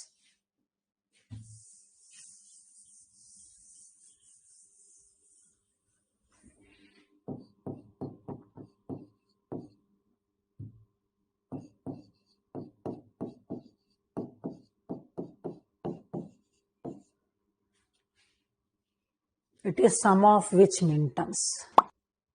हाँ, हम जनरली इंक्रीजिंग ऑर्डर में लिखते हैं. कन्वेंशन ये कि इंक्रीजिंग ऑर्डर में लिखो. 1 3 6 7 ना. कन्वेंशन है, कोई रूल नहीं है कि गलत इंक्रीजिंग में नहीं लिखा तो आपने गलत लिखा है, ऐसा नहीं। कन्वेंशन है कि राइट इन इंक्रीजिंग ऑर्डर। चलिए इसको लिखिए सम ऑफ मिन terms, which min terms are there. इसको एबीसी की जगह एसी लिख लीजिए, last time is AC. A bar B plus B bar C bar plus AC, तो write it in sum of min term format. तो first में क्या missing है, आप सिंपली लिख दो, फर्स्ट में सी मिसिंग है ना, तो फर्स्ट को क्या लिख दो, ए बार बी, क्योंकि आप सी बार और सी से मल्टीप्लाई करेंगे तो उससे क्या मिलेगा, ए बार बी सी और A bar B C bar.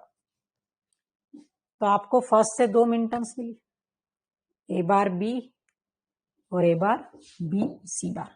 यहां क्या मिसिंग है, ए, तो यहां भी आपको 2 मिन टर्म्स मिलेगी, ए बार बी बार सी बार और ए बी बार सी बार। इसी को ए से मल्टीप्लाई और ए बार दोनों से मल्टीप्लाई कर दो। यहां क्या मिसिंग है, बी, तो आप इसको क्या कर दो, एक टर्म लोगे जिसमें बी बार आएगा, एक टर्म लोगे जिसमें बी आएगा, है ना, क्लियर। तो आपने डायरेक्ट उसको उसी फॉर्मेट में लिख दिया। यहाँ सी मिसिंग था तो आपने सी और सी बार दोनों के साथ लिख दिया। हाँ, ए बार बी सी और ए बार बी सी बार। ये बी बार सी बार है तो बी बार सी बार को ए बार के साथ भी लिखा है।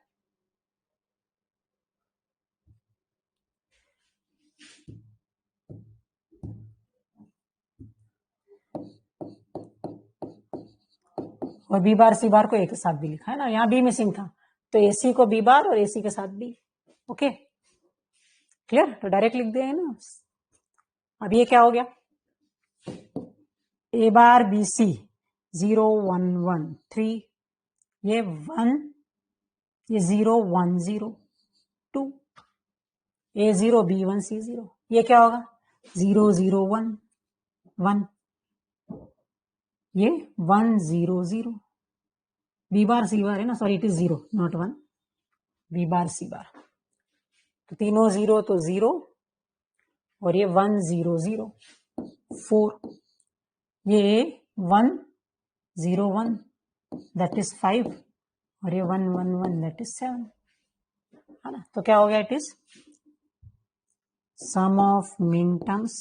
कौन कौन से मिन टर्म्स है, 0 2 3 4 5 एंड 7, 0 2 3 4 5 7। Okay agreed everyone. चलिए तो ये आपने कौन सा फॉर्म देखा, first standard form, sum of product, और you can write every sum of product is a sum of मिन टर्म्स। अब मेरा आपसे क्वेश्चन है, इस sum of min term is sum of product. Sum of min term format में लिखा है तो क्या sum of min term format sum of product format है, तो yes, because every min term is a product term. तो every sum of min term is sum of product. Clear है मेरा statement, every sum of min term is sum of product, but every sum of product, ये sum of product है लेकिन सम of min term नहीं है, तो every sum of min term is sum of product, but every sum of product is not sum of min term.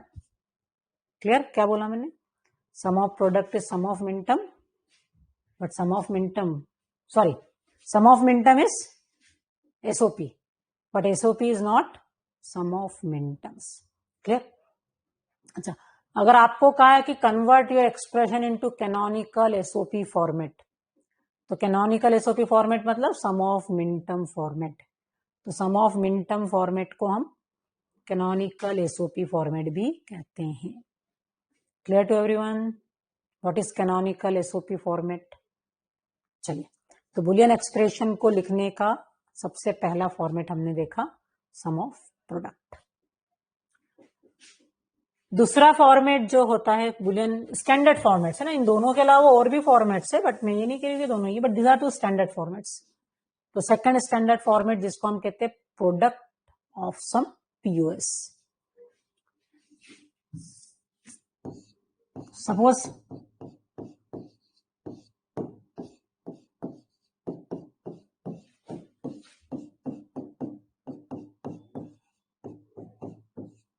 ठीक है। A plus B plus है, plus मतलब sum, तो ए प्लस बी को आप क्या कहेंगे? तो A plus B is a sum term. ठीक है। बी प्लस सी क्या है? Another sum term. A bar plus B bar plus C another sum term.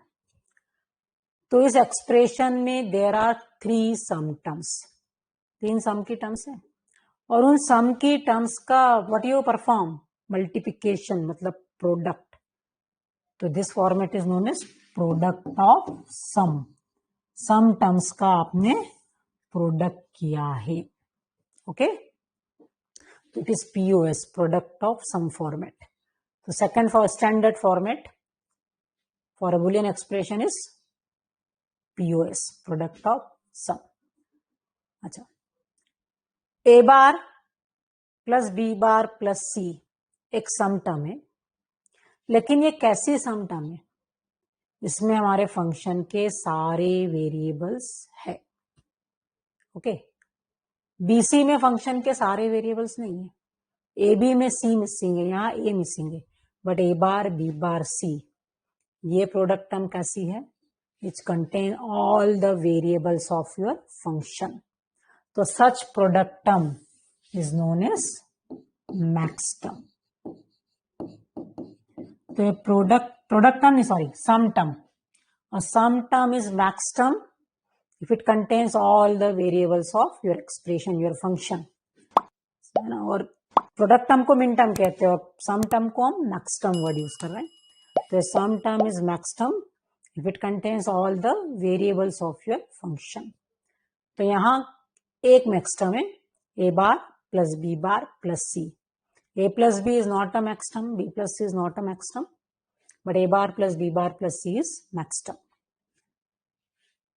We represent every max term by a binary number या by a decimal number, मतलब by a number. तो min term max term a bar plus b bar plus c के corresponding number क्या है? तो max term के convention reverse होते हैं। अगर वेरिएबल कॉम्प्लीमेंटेड फॉर्म में है, यहाँ ए बार बी बार सी में कौन कौन कॉम्प्लीमेंटेड फॉर्म में है? कॉम्प्लीमेंटेड फॉर्म का मीनिंग क्लियर है ना? क्या होता है कॉम्प्लीमेंटेड फॉर्म? उसके ऊपर बार है, तो ए यहां पे कॉम्प्लीमेंटेड फॉर्म में है, बी कॉम्प्लीमेंटेड फॉर्म में है, सी अनकॉम्प्लीमेंटेड है।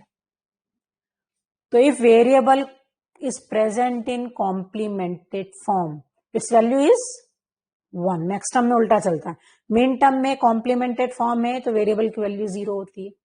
मैक्स टर्म में अगर वेरिएबल कॉम्प्लीमेंटेड फॉर्म में प्रेजेंट है तो उसकी वैल्यू कितनी होती है? 1। तो max term A bar B bar c, A bar plus B bar plus सी किस नंबर को रिप्रेजेंट कर रही है? तो ए कॉम्प्लीमेंटेड फॉर्म में है, so you will take A as a 1। B complemented form में you will put B also 1।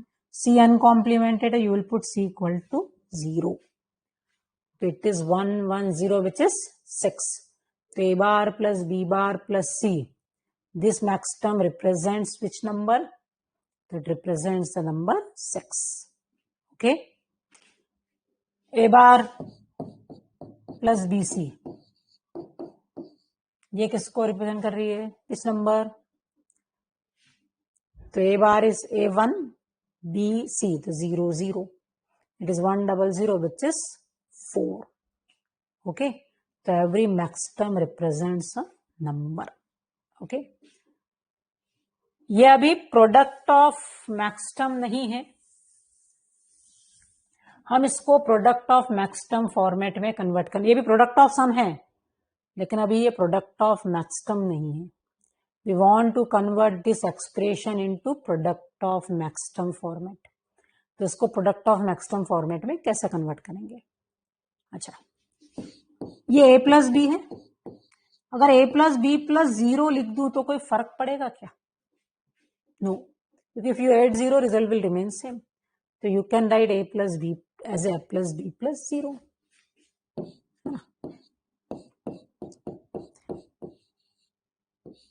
अब जीरो की जगह आपके सी प्लस सी बार, यहाँ पे कितना होता है जीरो, यहाँ सी मिसिंग था तो जीरो के प्लेस पे मैंने सी बार इंटू सी लिख दिया, क्योंकि सी बार इंटू सी कितना होगा जीरो। तो a plus B is a plus B plus zero और it is equal to a plus B plus C bar C. अच्छा, अगर मैं इसको x मान लेती हूँ, a प्लस बी को x, तो x प्लस सी बार सी।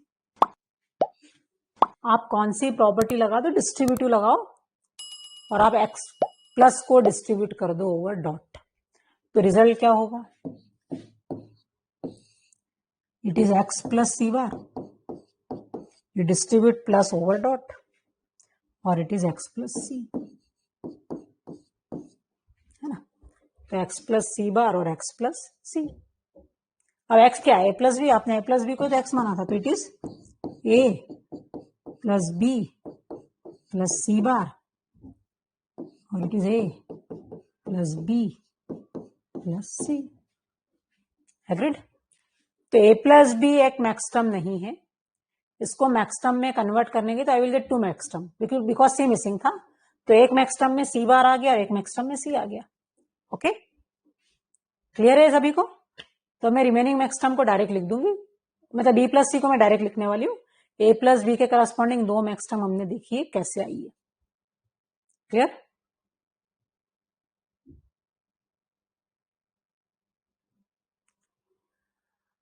चलिए, तो अभी हमने जो लिखा वो सही है। ओके, तो चलिए, I will write A plus B as A plus B plus C bar. यहां सी मिसिंग था तो इसकी दो मिन टर्म्स आएंगी, एक में सी बार होगा और एक में सी होगा। अच्छा, आप बताइए बी प्लस सी के करस्पॉन्डिंग कौन कौन सी मैक्स टर्म आएगी, मिन टर्म नहीं, यहाँ पे मैक्स टर्म आएगी। तो बी प्लस सी के साथ क्या मिसिंग है, ए, तो एक मैक्स टर्म में ए आएगा और एक मैक्स टर्म में ए बार आएगा, है ना। तो it is A bar plus B plus C dot A plus B plus C. Okay, और लास्ट वाली तो एज इट इज रहेगी जो ऑलरेडी है, वो तो ऑलरेडी मैक्स टर्म है, तो उसमें कुछ करना ही नहीं, A bar plus B bar plus C. Okay, तो ये सम ऑफ प्रोडक्ट था, we have converted that sum of product into sum of max term. अब मुझे नंबर्स के फॉर्म में बताएंगे कि यहां कौन कौन सी मैक्स टर्म प्रेजेंट है, which max terms are there. First A B C bar क्या है, A plus B plus C bar. A पे कॉम्प्लीमेंट नहीं, आप ए को कितना रखोगे, zero, B zero C one. Max term में यही कन्वेंशन है, कॉम्प्लीमेंट है तो वन, नहीं तो जीरो। तो ए प्लस बी प्लस सी बार ये किसको रिप्रेजेंट कर रहा है, वन। ये क्या है, जीरो जीरो जीरो, तीनों पे ही कॉम्प्लीमेंट नहीं, तो इट इज जीरो। ये क्या हो गया, one zero zero, four, again zero zero zero, और ये लास्ट है वन वन जीरो। तो कौन कौन सी मैक्स टर्म का प्रोडक्ट है ये, zero one four and six. तो आप इसको कैसे लिखते हो, तो इट इज प्रोडक्ट, प्रोडक्ट के लिए हम क्या यूज करते हैं, पाई, प्रोडक्ट, और मैक्स टर्म के लिए कैपिटल एम, मिन टर्म के लिए हमने स्मॉल एम यूज किया था, for max term we use capital M. तो it is product of max term, कौन सी मैक्स टर्म है, zero one four and six. तो हमारा प्रोडक्ट ऑफ सम एक्सप्रेशन था, we have converted that product of sum expression into product of max term, या इसी को हम क्या कहेंगे, canonical product of sum format. Clear. चलिए, मेरा आपसे क्वेश्चन है कि मेरा एक्सप्रेशन है A plus B C, A dot B plus C, इसको प्रोडक्ट ऑफ सम फॉर्मेट में कन्वर्ट करो, इसको प्रोडक्ट ऑफ सम फॉर्मेट में कन्वर्ट करो, canonical product of sum format. क्या ए एक प्रोडक्ट सम टर्म है, B plus C is a sum term, उस सम टर्म को मैं मैक्स टर्म में कन्वर्ट कर सकती हूँ, लेकिन ए क्या सम टर्म है, तो यस एक सम टर्म है जिसमें एक ही वेरिएबल है, तो उसको ए को मैं मीन टर्म भी सम टर्म भी मान सकती, प्रोडक्ट टर्म भी मान सकती, बिकॉज एक ही वेरिएबल है। तो A is sum term, B plus C another sum term. B plus C को मैक्स टर्म में कन्वर्ट करना तो आप इजीली कर लोगे। बताओ बी प्लस सी के करस्पॉन्डिंग मैक्स टर्म्स में क्या लिखोगे आप? ए bar B, A bar plus B plus C और A plus B plus C, है ना। तो बी प्लस सी में तो आपको कहीं डाउट ही नहीं आया। For B plus C you write to max term, it is A bar plus B plus C और it is A plus B plus C, है ना। यहां एक ही वेरिएबल मिसिंग था, आपने दो लिख लिए। यहां कितने मिसिंग है? ए के साथ दो, बी और सी। तो बी और सी के सारे पॉसिबल कॉम्बिनेशन ए के साथ लिख दो, क्या होगा? इट इज ए ही रहेगा, बी बार सी बार, फिर ए बी बार सी, है ना। बी के दो कॉम्बिनेशन सी के, 2 क्रॉस 2 कितने बन जाएंगे? 4। पहले मैंने बी को बी बार रखा और सी को सी बार और दूसरी बार सी को सी। यहां क्या हो जाएगा? ए तो एज इट इज रहेगा, फिर बी सी बार, जो सारे वेरिएबल मिसिंग से उनको आपको लिखना है। तो ए के corresponding you are getting 4 maxterm, A B bar C bar, A plus B bar plus C bar, A plus B bar plus C. B के दो पॉसिबिलिटी, सी की दो पॉसिबिलिटी, 2 क्रॉस 2 4 पॉसिबिलिटीज। तो ये कौन कौन सी मैक्स टर्म्स होंगी? ए बार बी सी, ये क्या हो गया? इट इज 4 1 0 0, इट इज 0 0 0, ये 0, ये क्या है? 0 1 1 3, ये 0 1 0 2, ये 0 0 1 1 0 0 0। तो ये कौन से मैक्स टर्म का प्रोडक्ट है? It is product of max terms. Which max terms? तो 0 1 2 3 4। Agreed everyone?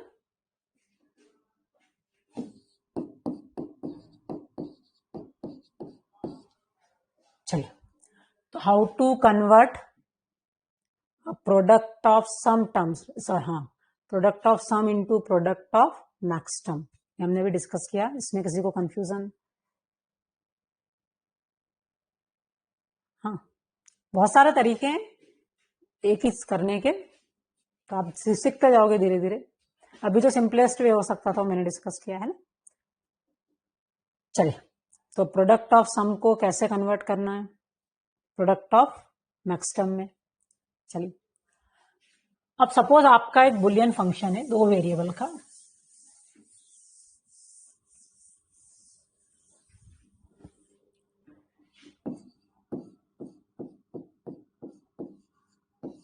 अच्छा, मेरा आपसे क्वेश्चन है, in two variables how many मिन टर्म्स आर पॉसिबल?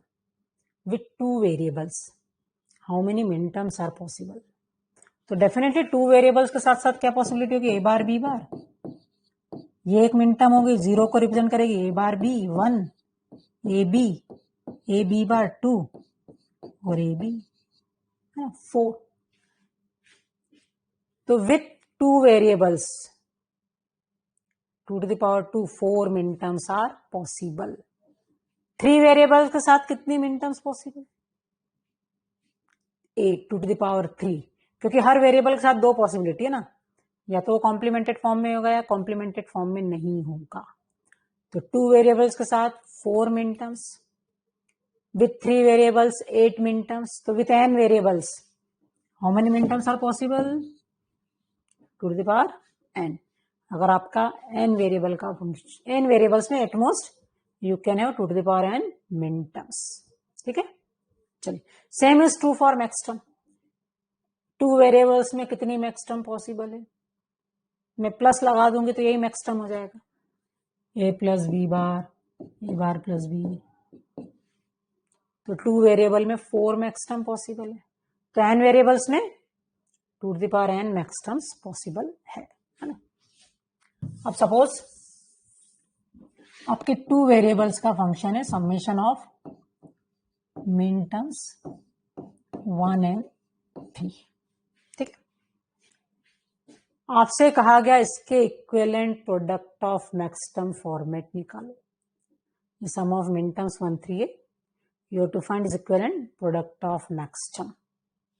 चलिए, अब सम ऑफ मिन टर्म्स 1 3 को आप ए बी के फॉर्म में लिखो। 1 मतलब ए की वैल्यू 0, बी की वैल्यू 1, यही होगा ना। तो ए को 0 मतलब मैं क्या लिखूं, ए बार, और बी। तो 1 को कैसे लिखना है, A bar B. Everyone agreed? Why 1 is A bar B? Any doubt? A bar B होगा 1। चलिए, व्हाट इज 3? 3 को अगर टर्म में लिखे तो 3 इज ए बी। 3 मतलब ए भी 1 बी भी 1। 1 मतलब कॉम्प्लीमेंट नहीं लेना, बी भी 1 मतलब कॉम्प्लीमेंट नहीं लेना, तो इट इज ए बी। ठीक है, तो ये मेरा sum of min term format हो गया, लेकिन मुझे इसे प्रोडक्ट ऑफ मैक्सटर्म में कन्वर्ट करना है। ओके, क्योंकि आपसे पूछा है सम ऑफ मिन टर्म्स के इक्विवेलेंट प्रोडक्ट ऑफ मैक्सटर्म क्या होगा। तो if I consider it to be X, तो ये एक्स प्लस ए बी हो गया, है ना। What I should apply? I should apply distributive property. Plus को डिस्ट्रीब्यूट कर दो डॉट पे, तो क्या हो जाएगा, X plus A dot x plus B. Everyone agreed? A bar B को अगर मैंने एक्स कंसिडर किया तो it is X plus A dot x plus B. Distributive property apply की हमने, इसमें किसी को डाउट? अब व्हाट इज एक्स? तो X is A bar B. तो if I put A bar B, तो ये A plus A bar B dot, ये क्या हो जाएगा, X is A bar B plus B. ठीक है, A plus A bar B में तो ये ए बार रिडंडेंट हो जाएगा, तो ये तो मुझे एक मैक्सटर्म मिल गई A plus B. Everyone agreed? A plus A bar B में A bar is redundant by applying redundant literal rule. Exam में ये सब नहीं करना होगा, मैं सिंप्लीफाइड आपको आंसर बताने वाली हूँ, लेकिन वो आंसर आया कैसे ये हम डिस्कस करें। तो A plus A bar B को ये simply write A plus B. अब यहां पे तो ये मैक्सटर्म नहीं है क्योंकि ए बार बी है, तो अगेन आप क्या अप्लाई कर दो, डिस्ट्रीब्यूटिव प्रॉपर्टी। क्या हो जाएगा ये, आप प्लस को डिस्ट्रीब्यूट कर दो ओवर डॉट, तो इट इज क्या होगा, बी प्लस ए बार बी। तो क्या लिखोगे आप इसको मैक्सटर्म डिस्ट्रीब्यूटिव प्रॉपर्टी कैसे लगाओगे, बी प्लस ए बार डॉट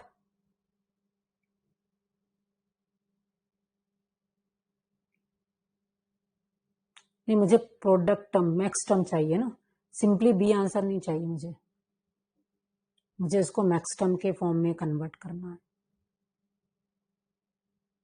तो you can apply absorption law. तो आपको एब्जॉर्प्शन लगाया तो क्या मिलेगा आपको, केवल बी। और क्या बी में, चलो केवल बी मिल गया, मान लिया मैंने बी मिल गया। ठीक है, एब्जॉर्प्शन लगा लिया। अब बी एक मैक्सटर्म नहीं है ना, B is not a maxterm. अब इसको मैक्सटर्म में कैसे कन्वर्ट करोगे, यहां मैंने बी कॉमन ले लिया, तो 1 प्लस ए बार इज 1, तो इट इज सिंपली बी। अब इसको मैक्सटर्म में कन्वर्ट करना है, तो अभी हमने पता यहाँ क्या मिसिंग है, ए। तो इसका क्या हो जाएगा, एक ए प्लस बी, और सेकंड मिन टर्म्स क्या हो जाएगी, ए bar plus B. Min term नहीं मैक्सटर्म, है ना। या बी के साथ ए मिसिंग था, तो ए बार भी ऐड कर दिया, ए भी ऐड कर दिया, तो इस बी के करस्पॉन्डिंग दो मैक्सटर्म मिली आपको, ए प्लस बी और ए बार प्लस बी। तो ए प्लस बी 2 बार हो गया, तो it is simply A plus B. और दूसरा क्या हो गया, A bar plus B.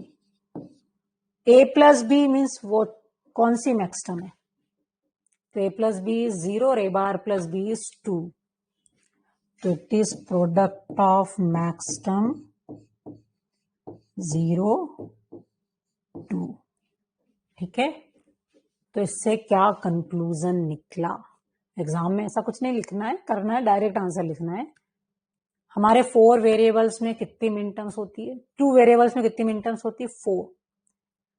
Sum of min term में 2 प्रेजेंट थी, तो उसके equivalent product of max term में वो सभी आई जो मिन टर्म में नहीं थी, है ना। 2 वेरिएबल में 0 1 2 3 होता है, यहां 0 नहीं था तो इसके equivalent product of max term में 0 आ गया।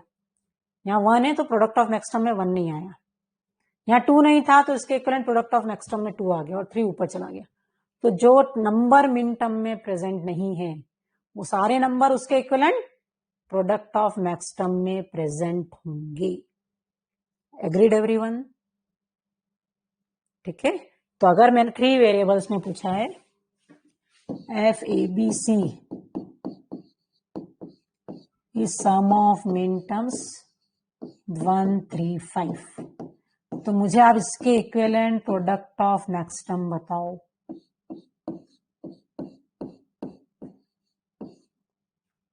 थ्री वेरिएबल्स में एफ है, मिन टर्म 1 3 5, तो इसके equivalent maxterm product of max term क्या होगा? तो जो नंबर्स मिन टर्म में मिसिंग है, 3 वेरिएबल्स में कहां तक नंबर हो सकते हैं? 0 to 7। 7 से बड़ा नंबर 3 वेरिएबल में पॉसिबल नहीं है ना। तो जो नंबर्स मिन टर्म में नहीं है इसके इक्विवेलेंट मैक्स टर्म में होंगे। तो 0 नहीं है, 1 है, 2 नहीं है, 3 है, 4 is not there, 5 is there, 6 is not there, 7 is not there. तो सम ऑफ मिन टर्म्स 1 3 5 के equivalent product of max term क्या हो गया? 0 to 4 6 and 7। Clear to everyone? तो किसी भी सम ऑफ मिन टर्म के equivalent product of max term कैसे निकालना है? Any confusion? चलिए, तो I can write every Boolean expression in either sum of min term format या product of max term format.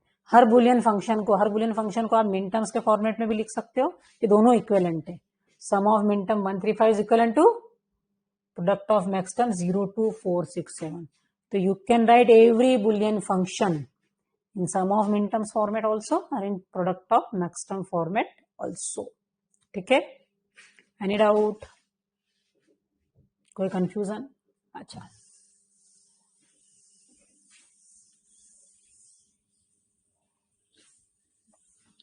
अब आपसे पूछा गया कि F A B sum of मिन टर्म्स 1 3, आपको फाइंड करना है इस फंक्शन का complement. What is F bar? तो पहले तो एफ ए बी को आप लिखेंगे, क्या लिखा था अभी आपने? 1 is A bar B and 3 is A B.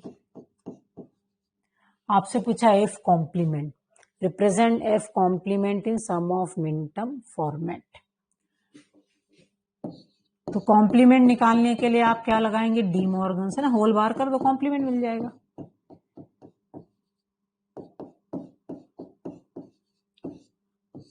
ठीक है, अब डी मॉर्गन्स लगाया तो आपने क्या पढ़ा था? हर टर्म का कॉम्प्लीमेंट कर दो, तो it is A bar B whole bar, plus को किसमें का? फर्स्ट टर्म ए बार बी, तो इस ए बार बी का whole bar, dot A B whole bar. This plus gate converted into dot, तो फर्स्ट टर्म का whole bar dot second term का whole bar, है ना। अब इन दोनों टर्म पे भी you can apply De Morgan's. तो अब ये क्या हो जाएगा? ए बार बी पे अगर डी मॉर्गन्स लगाया तो it is A complement is simply A पे डबल बार हो गया, plus dot get converted into plus B bar, ये डॉट तो यही रहेगा, it is A bar plus B bar. क्या हो गया? ये A plus B bar dot A bar plus B bar. ये कौन सी मिन टर्म है? 2। ये क्या है? 0। तो it is what? Sum of मिन टर्म्स 0 2। Okay, agreed everyone? तो किसी भी वेरिएबल के कॉम्प्लीमेंट में कौन सी मिन टर्म्स आएंगी? ये सम ऑफ मिन टर्म्स के फॉर्म में ही आया है ना। आपको फंक्शन भी मिन टर्म्स के फॉर्म में था और उसका कॉम्प्लीमेंट भी सम ऑफ मिन टर्म्स के फॉर्म में आया है। तो किसी भी फंक्शन के कॉम्प्लीमेंट में कौन कौन सी मिन टर्म्स आएंगी? तो जो उसमें प्रेजेंट नहीं हो उसके कॉम्प्लीमेंट में प्रेजेंट होगी। ओके, अब मेरा आपसे क्वेश्चन है कि इफ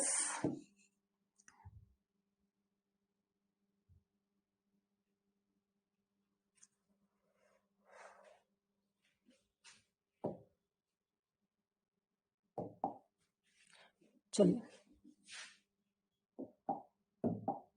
तो अभी हमने क्या डिस्कस किया था कि हमारा फंक्शन है ए बी क्या था, सम ऑफ मिन टर्म्स। कौन सी मिन टर्म्स थी? 1 3 कि 0 2? विच मिन टर्म्स आर देयर? 1 3 1 3 था। चलिए, तो इसका कॉम्प्लीमेंट क्या आया था?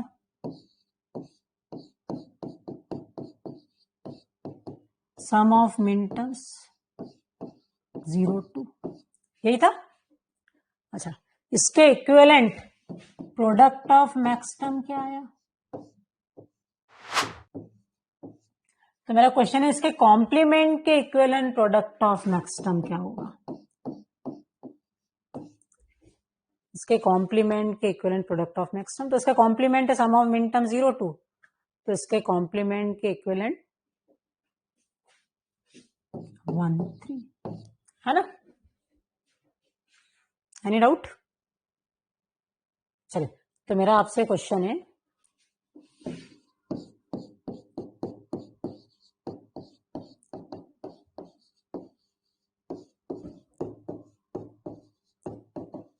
तो मेरा आपसे क्वेश्चन है, आप इसी फंक्शन को प्रोडक्ट ऑफ मैक्स टर्म में क्या होगा?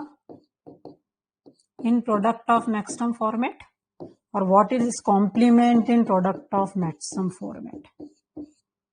खुद फंक्शन क्या होगा product of max term format में, और इसका कॉम्प्लीमेंट क्या होगा प्रोडक्ट ऑफ मैक्स टर्म? तो ये खुद फंक्शन क्या होगा product of max term format में? तो जो टर्म्स इसमें नहीं है उसके मैक्स टर्म में आएगी। यहाँ 0 है, 1 है, 2 नहीं है, 3 है, 4 नहीं है, 5 है, 6 नहीं है, 7 नहीं है। तो ये इसका प्रोडक्ट ऑफ मैक्स टर्म हो गया। और कॉम्प्लीमेंट में क्या आएगा? तो कॉम्प्लीमेंट में जो यहां नहीं है क्या, 0 1 3 एंड 5। तो जो फंक्शन है सम ऑफ मिन टर्म्स में, वही टर्म्स उसके कॉम्प्लीमेंट में आएगी। सॉरी, एक्सट्रीमली सॉरी, कहाँ सॉरी, नहीं सब तो सही है, कहीं प्रोडक्ट ऑफ मैक्स सही है ना? कहाँ समेशन आएगा? शुभित को डाउट है कि समेशन आएगा, वेयर? सही लिखा है सब। चलिए, तो if ABC sum of min term 0 1 3 5, इसके equivalent product of max term क्या होगा? 2 4 6 7। इसके इक्विवेलेंट प्रोडक्ट ऑफ मैक्स, इसका इक्विवेलेंट नहीं, इसका complement in product of max term 0 1 3 5, और इसका कॉम्प्लीमेंट इन सम ऑफ मिन टर्म्स, इफ एबीसी का कॉम्प्लीमेंट इन सम ऑफ मिन टर्म्स, इस फंक्शन का सम ऑफ मिन टर्म्स में, तो ऑब्वियसली कॉम्प्लीमेंट में क्या आएगा? वो टर्म जो इसमें नहीं है, वही 2 4 6 7। तो its complement in sum of मिन terms form is 2 4 6 and 7। Okay, clear? चलिए, तो बुलियन फंक्शन को रिप्रेजेंट करने के लिए अभी हमने दो स्टैंडर्ड फॉर्मेट देखे, sum of product and product of sum format. Clear? चलिए, अब एक क्वेश्चन कर रहे हैं हम कि how many Boolean functions are possible with n Boolean variables? कितने बुलियन फंक्शन होंगे n बुलियन वेरिएबल्स से? ठीक है, अच्छा, बुलियन फंक्शन क्या होता है? सम ऑफ मिन टर्म्स, कुछ मिन टर्म्स होती है, सारे मिन टर्म्स तो जरूरी नहीं, सम मिन टर्म्स आर देयर। ओके, तो मेरा क्वेश्चन क्लियर है? If you are having n Boolean variables, तो how many Boolean functions are possible? तो मेरा सबसे पहला क्वेश्चन है कि n बुलियन वेरिएबल से कितनी मिन टर्म्स होंगी? n बुलियन वेरिएबल्स है, two to the power n मिन टर्म्स आर देयर। जैसे 3 वेरिएबल्स है तो कितनी मिन टर्म्स होंगे? 0 1 2 3 4 5 6 7, टू टू द पावर 3 मिन टर्म्स आर देयर, है ना। 3 वेरिएबल्स के साथ टू टू द पावर 3 मिन टर्म्स है, n वेरिएबल के साथ two to the power n मिन टर्म्स है। बुलियन फंक्शन क्या है? सबसेट ऑफ मिन टर्म्स। एक बुलियन फंक्शन होगा सम ऑफ मिन टर्म 0 1 3, एक होगा 1 3 4। तो इन मिन टर्म्स के जितने सबसेट्स हो सकते हैं, every subset represents a Boolean function. तो मुझे बताइए n मिन टर्म्स, n वेरिएबल्स है तो two to the power n मिन टर्म्स है। तो किसी सेट जिसमें two to the power n terms हैं उसके कितने सबसेट्स होंगे? तो ऑब्वियसली अगर n मेरे सेट में n एलिमेंट्स होते हैं तो उसके two to the power n subsets होते हैं। अब मेरे सेट में ही two to the power n elements है तो कितने सबसेट्स होंगे? Two to the power n। और हर सबसेट एक बुलियन फंक्शन को रिप्रेजेंट करता है। तो with n variables how many Boolean functions are possible?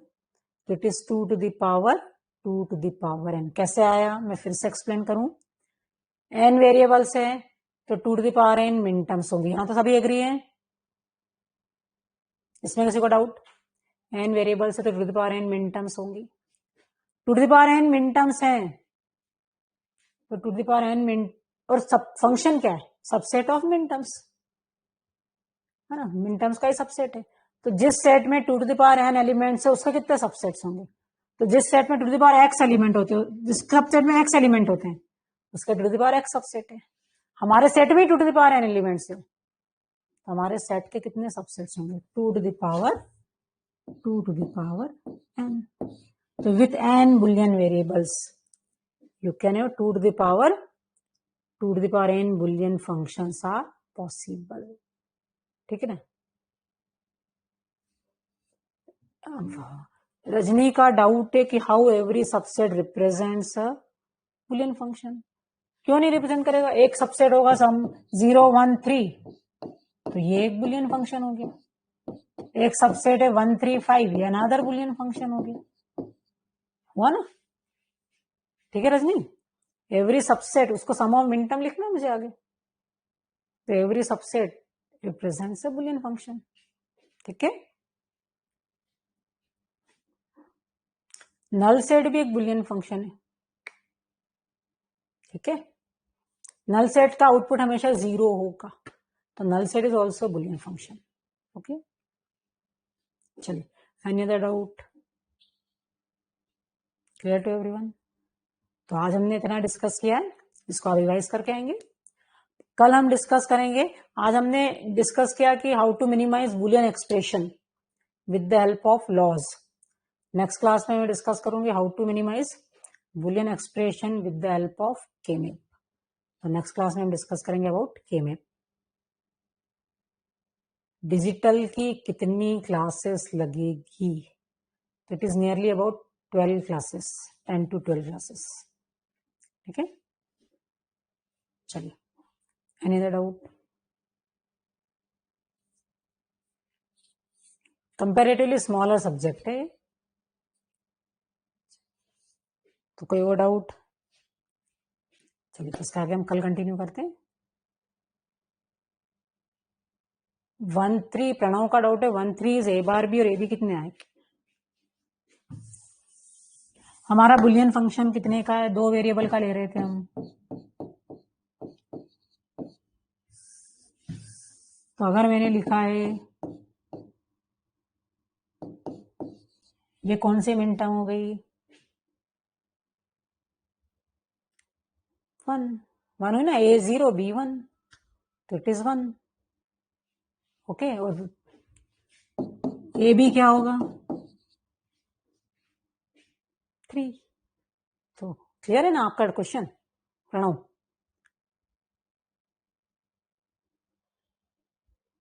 Literal, अच्छा इस वेरिएबल, इस फंक्शन में कितने लिटरल्स हैं? A bar is a literal, B is another literal, फिर ए इज ए लिटरल। ठीक है, तो 4 लिटरल्स है, A bar B A B. तो आपको काउंट करना हर टर्म में कितने वेरिएबल्स हैं और उनका सम लिखना है। ओके, चलिए कोई और डाउट? ठीक है, इसका हम कल कंटिन्यू करते हैं।